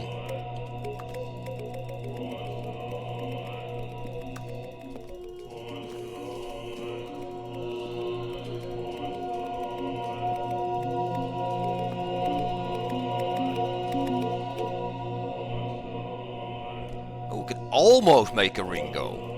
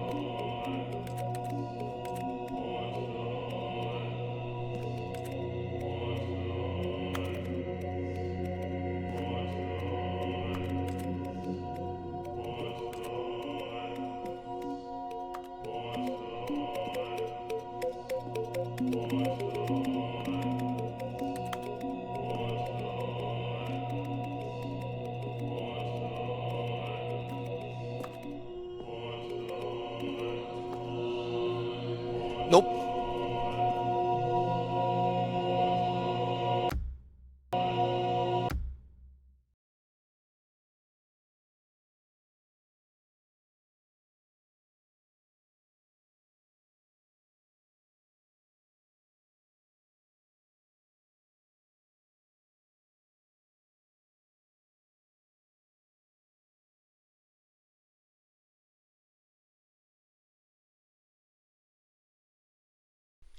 It's the heaven ending.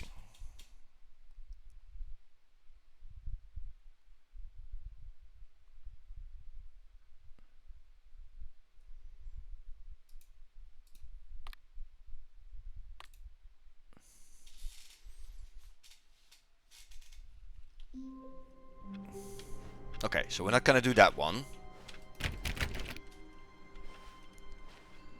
Wait, It's Saturday. Stanley thought to himself. Am I sure that the orders stopped coming in? How is that possible? They never stopped. Surely I was mistaken.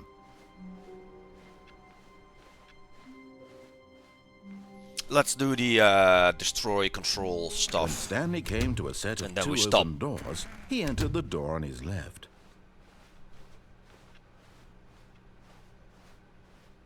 Yet there was not a single person here either.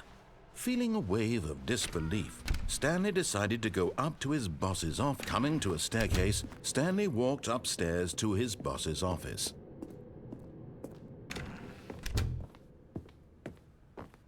Okay, I think we all know the drill by now. Blah, blah, blah. Dark secrets, the keypad. Stanley pushes some buttons. Oh, hey, look, it's a new passageway. Quelle surprise.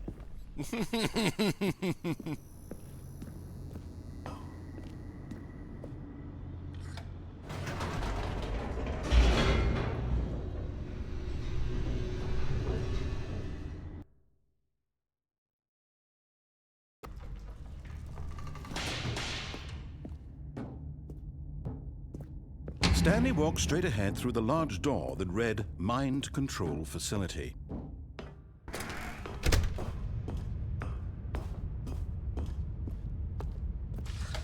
The lights rose on an enormous room packed with television screens. What horrible secret did this place hold? Stanley thought to himself. Did he have the strength to find out?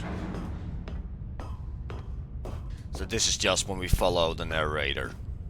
All along. Now the monitors jumped to life, their true nature revealed. Each bore the number of an employee in the building, Stanley's co-workers. The lives of so many individuals reduced to images on a screen, and Stanley, one of them, eternally monitored in this place where freedom meant nothing. This mind control facility, it was too horrible to believe. It couldn't be true. Had Stanley really been under someone's control all this time? Was this the only reason he was happy with his boring job? That his emotions had been manipulated to accept it blindly?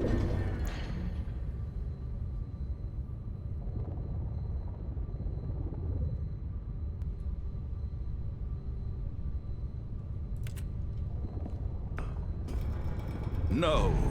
He refused to believe it. He couldn't accept it. His own life in someone else's control? Never! It was unthinkable. Wasn't it? Was it even possible? Had he truly spent his entire life utterly blind to the world? But here was the proof. The heart of the operation. Controls labeled with emotions.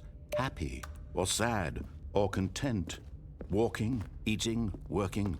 All of it monitored and commanded from this very place. And as the cold reality of his past began to sink in, Stanley decided that this machinery would never again exert its terrible power over another human life. For he would dismantle the controls once and for all.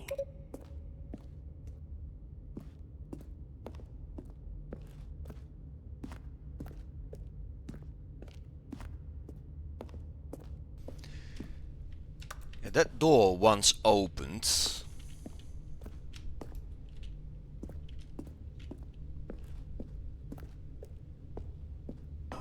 Because if we just disable the machine, we can just walk out and that's it. I want to see what's behind that door. And then we'll call it quits. And when at last he found the source of... Oh, Stanley, you didn't just activate the controls, did you? After they kept you enslaved all these years, you go and you try to take control of the machine for yourself. Is that what you wanted? Control? Oh, Stanley, I applaud your effort, I really do. But you need to understand, there's only so much that machine can do. You were supposed to let it go, turn the controls off, and leave. If you want to throw my story off track, you're going to have to do much better than that. I'm afraid you don't have nearly the power you think you do. For example, and I believe you'll find this pertinent, Stanley suddenly realized he had just initiated the network's emergency detonation system. In the event that this machine is activated without proper DNA identification, nuclear detonators are set to explode, eliminating the entire complex. How long until detonation then? Let's say, 2 minutes. Ah, now this is making things a little more fun, isn't it, Stanley? It's your time to shine. You are the star. It's your story now. Shape it to your heart's desires. Oh, this is much better than what I had in mind. What a shame we have so little time left to enjoy it. Mere moments until the bomb goes off. But what precious moments each one of them is. Open it. More time to talk about you, about me, where we're going, what all this means. I barely know where to start. What's Push that? the buttons to open You'd like that to know one. where your co-workers are. A moment of solace before you're obliterated. All right, I'm in a good mood. You're gonna die anyway. I'll tell you exactly what happened to them. I erased them. I turned off the machine. I set you free. Of course, that was merely in this instance of the story. Sometimes when I tell it, I simply let you sit there in your office forever, pushing buttons endlessly and then dying alone. Other times, I let the office sink into the ground, swallowing everyone inside, or I let it burn to a crisp. I have to Still say says this, one. though, this version of events has been rather amusing. Watching you try to make sense of everything and take back the control wrested away from you, it's quite rich. I almost hate to see it go. But I'm sure whatever I come up with on the next go-around will be even better. My goodness, only 34 seconds left. But I'm enjoying this so much. You know what? To hell with it. I'm going to put some extra time on the clock. Why not? I don't know how we opened that door last time. Seconds, Stanley. Time doesn't grow on trees. Oh dear me, what's the matter, Stanley? Is it that you have no idea where you're going or what you're supposed to be doing right now? Or did you just assume when you saw that timer that something in this room was capable of turning it off? I mean, look at you. Running from button to button, screen to screen, clicking on every little thing in this room. These numbered buttons, no, these colored ones. Or maybe this big red button, or this door. Everything, anything, something here will save me. Why would you think that, Stanley? That this video game can be beaten? You have 3 attempts remaining. Do you have any idea what your purpose in this place is? But you really believe How did we there's an open that answer? door? How many times will you replay this bit, looking desperately for a solution? 10? 100? 1,000? I look forward to finding out and to watching the bomb go off each time you fail. Just you and me and the retching explosion of fire and metal over and over and over for all of eternity. And Stanley died again. And Stanley died again. And Stanley died again. Take a look at the clock, Stanley. That's 30 seconds you have left to struggle. 30 seconds until a big boom and then nothing. No ending here. Just I don't know how we opened that door. Will you cling desperately to your frail life? Or will you let it go peacefully? Another choice. Make it count. Or don't. It's all the same to me. All a part of the joke. And believe that me, door. I will be under laughing the at zero. every second of your inevitable life from the moment we fade in until the moment I say happily ever after. Yeah, I think we did. But that's the end for today. Unless somebody has know what to push. And I want this door to open as well. I forgot how to do that. All of his co-workers were... Wait, no. This isn't the right office, is it? Is this Stanley's office?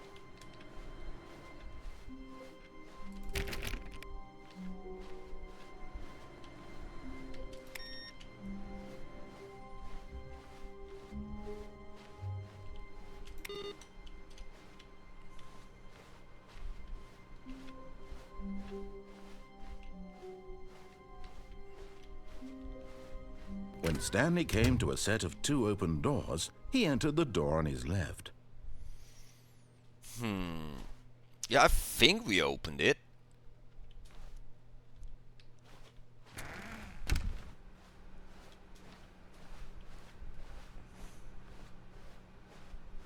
Yet there was not a single person here either. Feeling a wave of disbelief, Stanley decided to go up to his boss. Oh no, no, not again. I won't be part of this. I'm not going to encourage you. I'm not going to say anything at all. I'm just going to be patient and wait for you to finish. Coming to a staircase, Stanley walked upstairs to his boss's office. Forgot what was down here. Oh, that was the everlasting loop.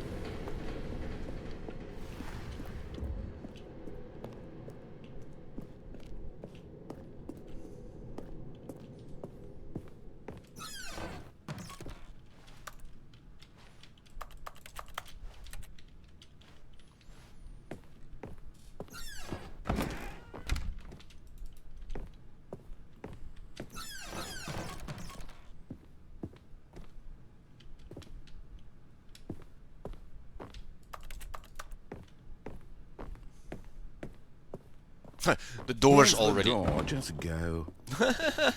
Door was already open.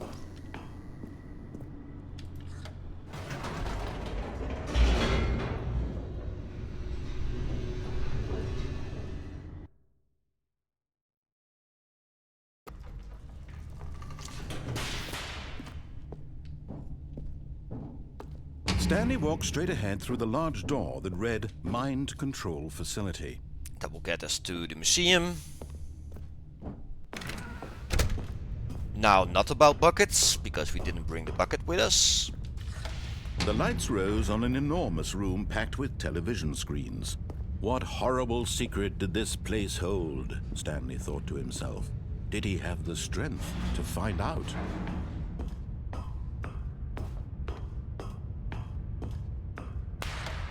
Now the monitors jumped to life, their true nature revealed. Each bore the number of an employee in the building, Stanley's co-workers. The lives of so many individuals reduced to images on a screen, and Stanley, one of them, eternally monitored in this place where freedom meant nothing. That one is mine. The top row there, below the top row.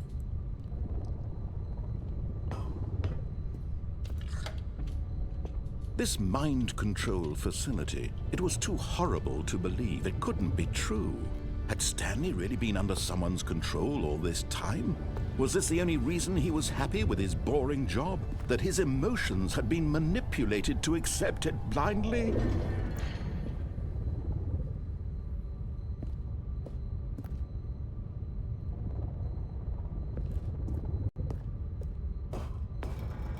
No. He refused to believe it. He couldn't accept it. His own That's life mine. in someone else's control? Never. It was unthinkable.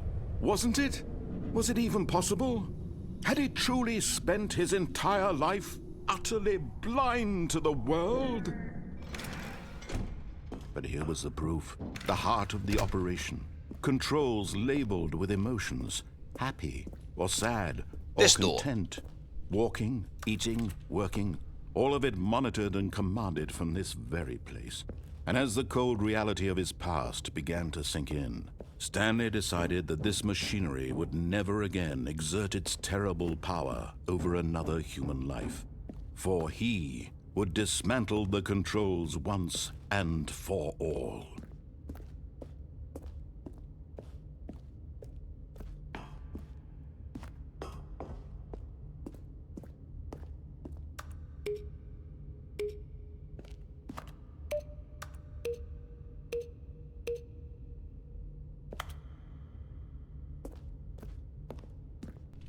We have to power it on, and then we're on a schedule. Let's power it off. Let's get an ending. And then we'll call it a game.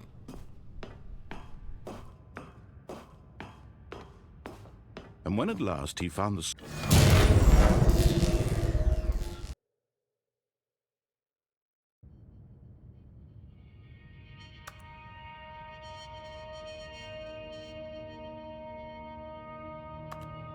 blackness, and a rising chill of uncertainty.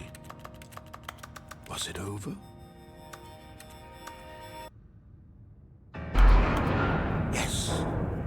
He had won! He had defeated the machine, unshackled himself from someone else's command. Freedom was mere moments away. And yet, even as the immense door slowly opened, Stanley reflected on how many puzzles still lay unsolved. Yep. Where had his co-workers gone? How had he been freed from the machine's grasp? What other mysteries did this strange building hold? But as sunlight streamed into the chamber, he realized none of this mattered to him. For it was not knowledge or even power that he had been seeking, but happiness. Perhaps his goal had not been to understand, but to let go. No longer would anyone tell him where to go, what to do, or how to feel. Whatever life he lives, it will be his. And that was all he needed to know. It was perhaps the only thing worth knowing. Stanley stepped through the open door.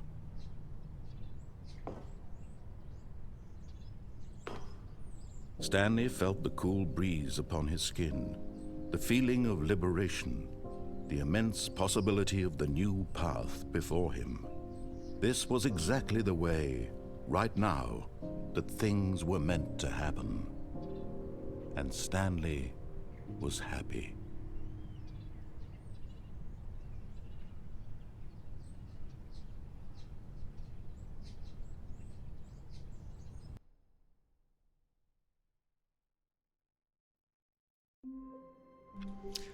But yeah, that's just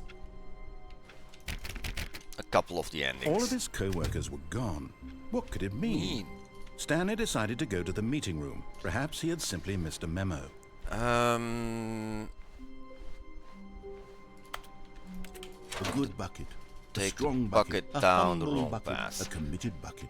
A bucket of culture and astute. Stanley clutched the bucket tightly to his... This was not the correct way to the meeting room. I know, But I know. Stanley had felt the bucket calling to him, telling him that the employee lounge was simply the place to be. And here it was. Had the bucket turned out to be correct? Well, Nope. no, never mind. Bucket was The wrong. bucket was wrong. Stanley took the door on his left to go back to the... And so the two of them detoured through the maintenance section and walked straight ahead to the opposite door.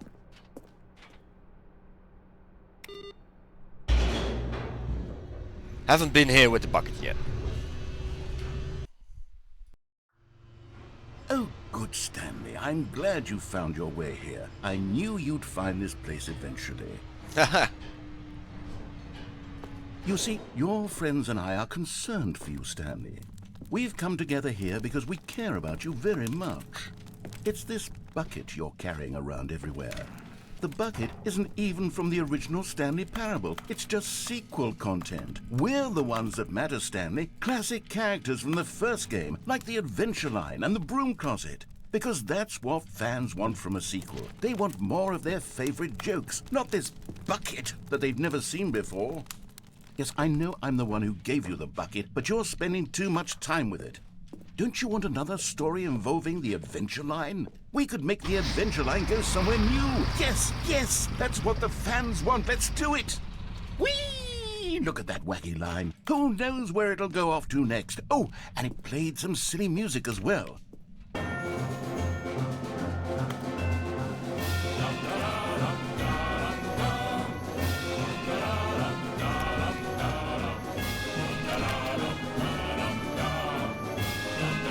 Now this is what the Stanley Parable is all about. Don't you remember all those great jokes from the original dialogue? Also, Stanley is addicted to drugs and hookers. Yes, it's as classic now as it was back then. Let's do it for the fans, Stanley. Let's give them more content exactly like this.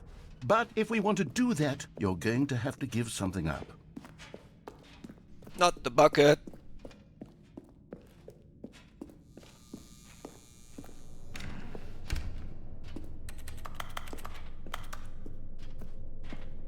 Don't you get it, Stanley? We need to get rid of the bucket. That's why I'm very proud to introduce a brand new character. This is the Bucket Destroyer. The Bucket Destroyer! I think it'll make a wonderful new addition to the rich lore of the Stanley Parable. True, it also was not in the original game, but it's such a well-fleshed-out character with so much personality that to me it already feels as though it's been part of the cast all along. Don't you agree? Can you guess what the Bucket Destroyer does? Surely you don't need me to spell it out for you. It makes Go ahead buckets. now, Stanley. Say goodbye to the bucket, and then pop it into the machine when you're ready.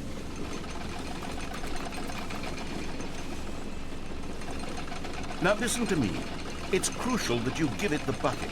I don't know what the Bucket Destroyer will do if it can't destroy your bucket. Destroying buckets is all it knows. That is its singular personality trait. Sure, I can hear you saying, how does a character with only one personality trait deserve to join the pantheon of beloved Stanley Parable characters?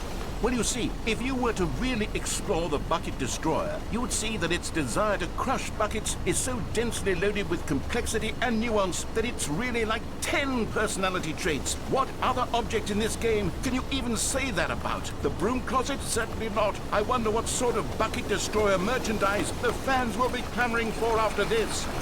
Okay, the Bucket Destroyer is getting very upset now. You'll have to hurry and feed it. We can't get back to the classic Stanley Parable characters like the Adventure Line or the Bucket Destroyer until you crush that damn bucket. Quickly now, the fans are waiting. Do it, the fans, Stanley. Give the fans what they want. Hurry and I tried.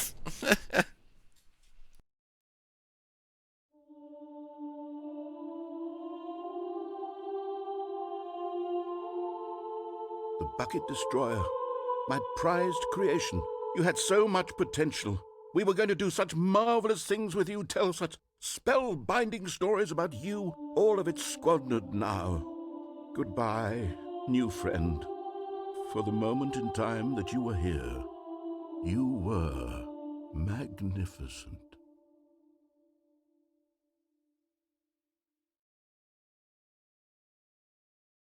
Yeah. I think I've played enough.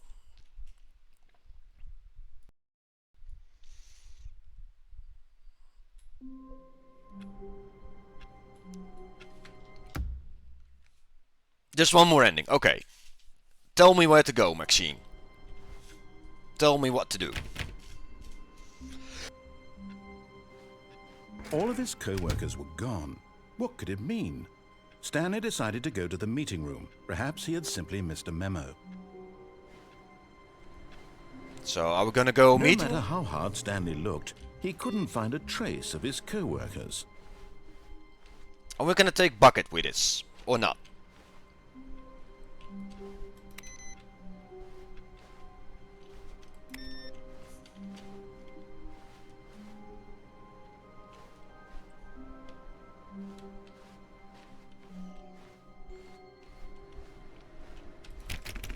please.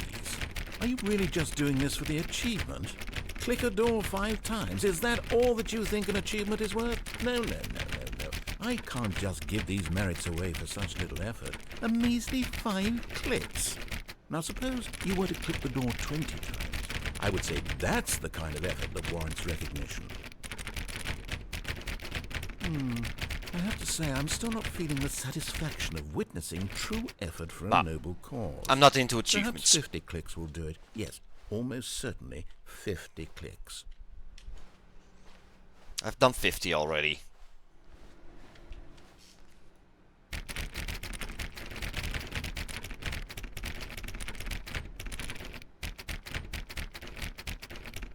No, I'm still not feeling it.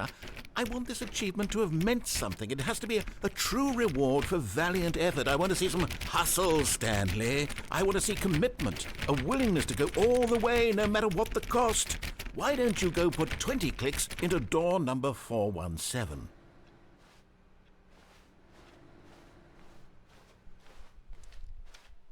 Four, 1, 7.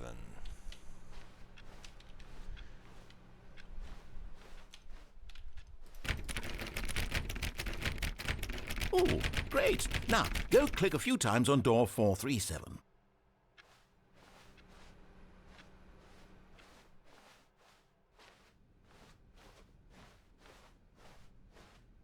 Where is 437?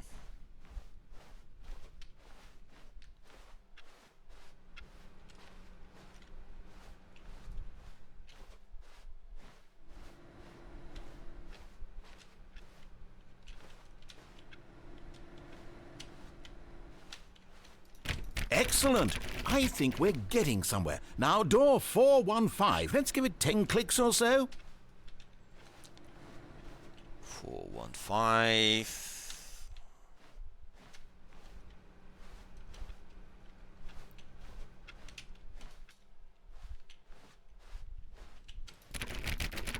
Now, back to door number 437.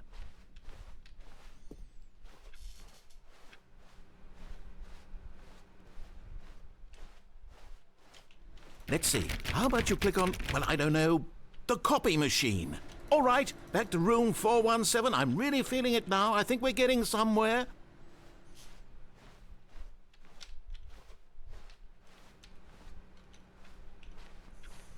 Okay, now go climb on employee 419's desk. This was the ending. 419's desk. 419's desk, he said, right?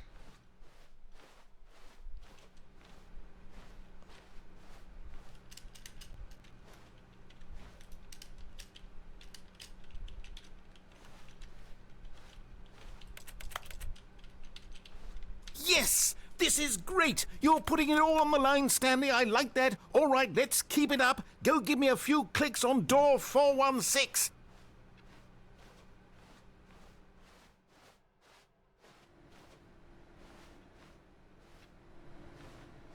I think we end up outside the window.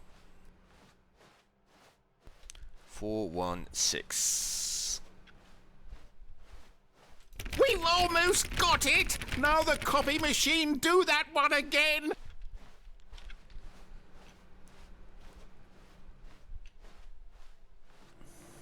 Finish it off, Stanley! 5 clicks on door 430! Yes! We did it! Oh, wow. That felt amazing. Oh, you really earned it, Stanley. Nothing could hold you back. Yes, I'm very proud of how far we've come today. Just think, only a few minutes ago you believed an achievement was worth 5 little clicks. Really now, what were you thinking?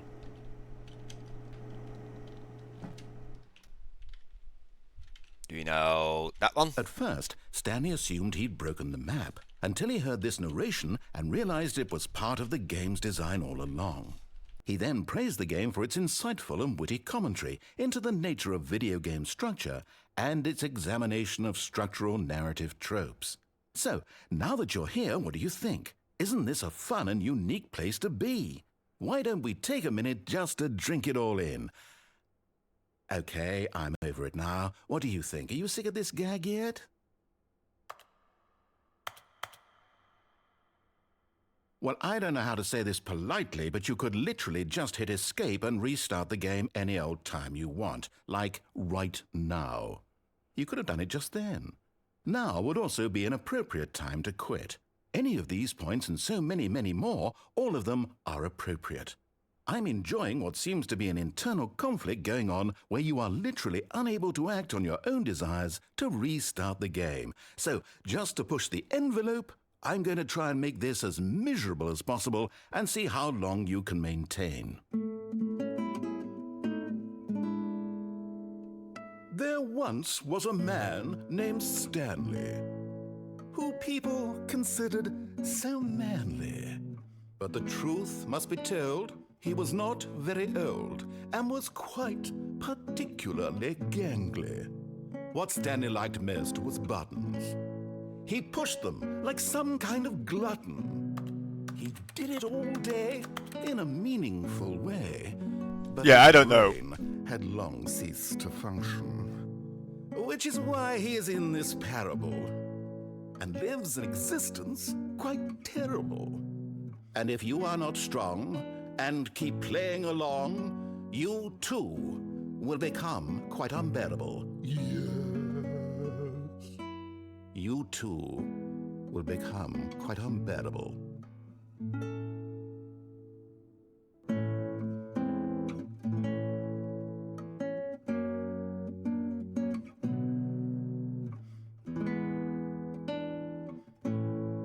It's just bright. That's it.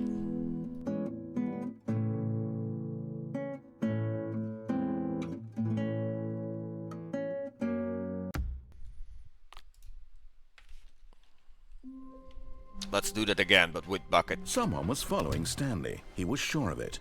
If he checked over his shoulder now, he would surely catch them. It was only a matter of time.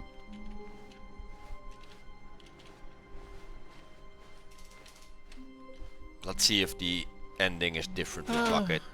The embrace of an old friend. A weathered companionship that stands the test of time.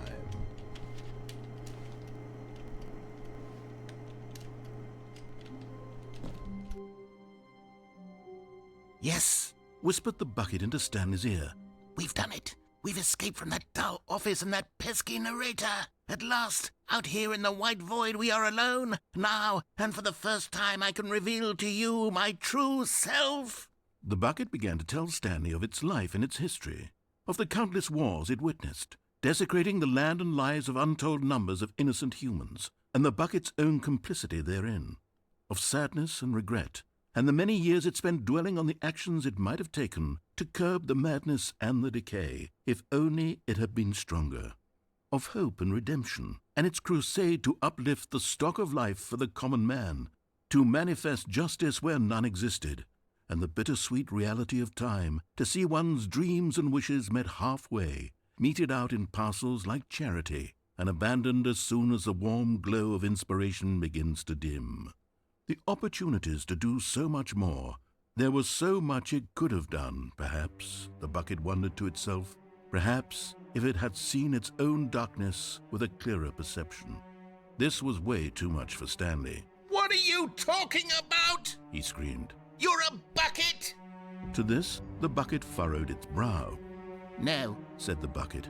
not since the evil wizard Gambhorata first ensnared me in his machinations as payback for the sacred amulet I stole from his treasured vaults. I was young back then and could not conceive the ramifications of... No! Stanley screamed even louder this time. This is stupid! You are a bucket! This is so stupid! Why are we even doing this? As Stanley screamed and screamed and screamed, the bucket revealed its true form, transforming into a mighty beast of untold power, its fangs glistening like...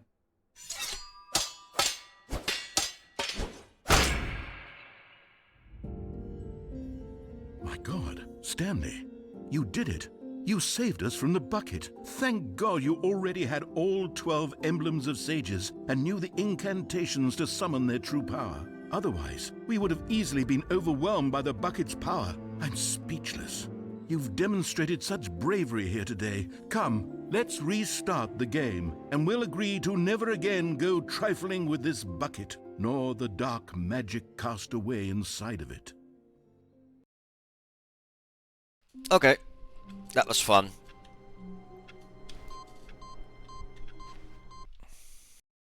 Let's have some background noise.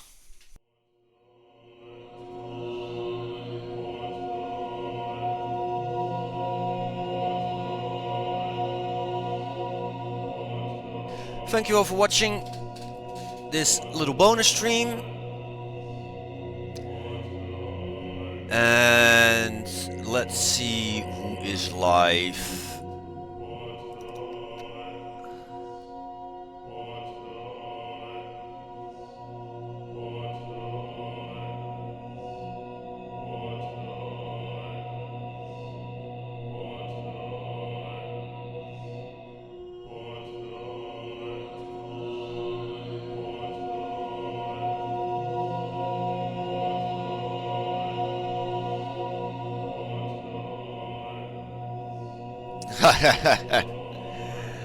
See you guys. Was fun. Bye bye.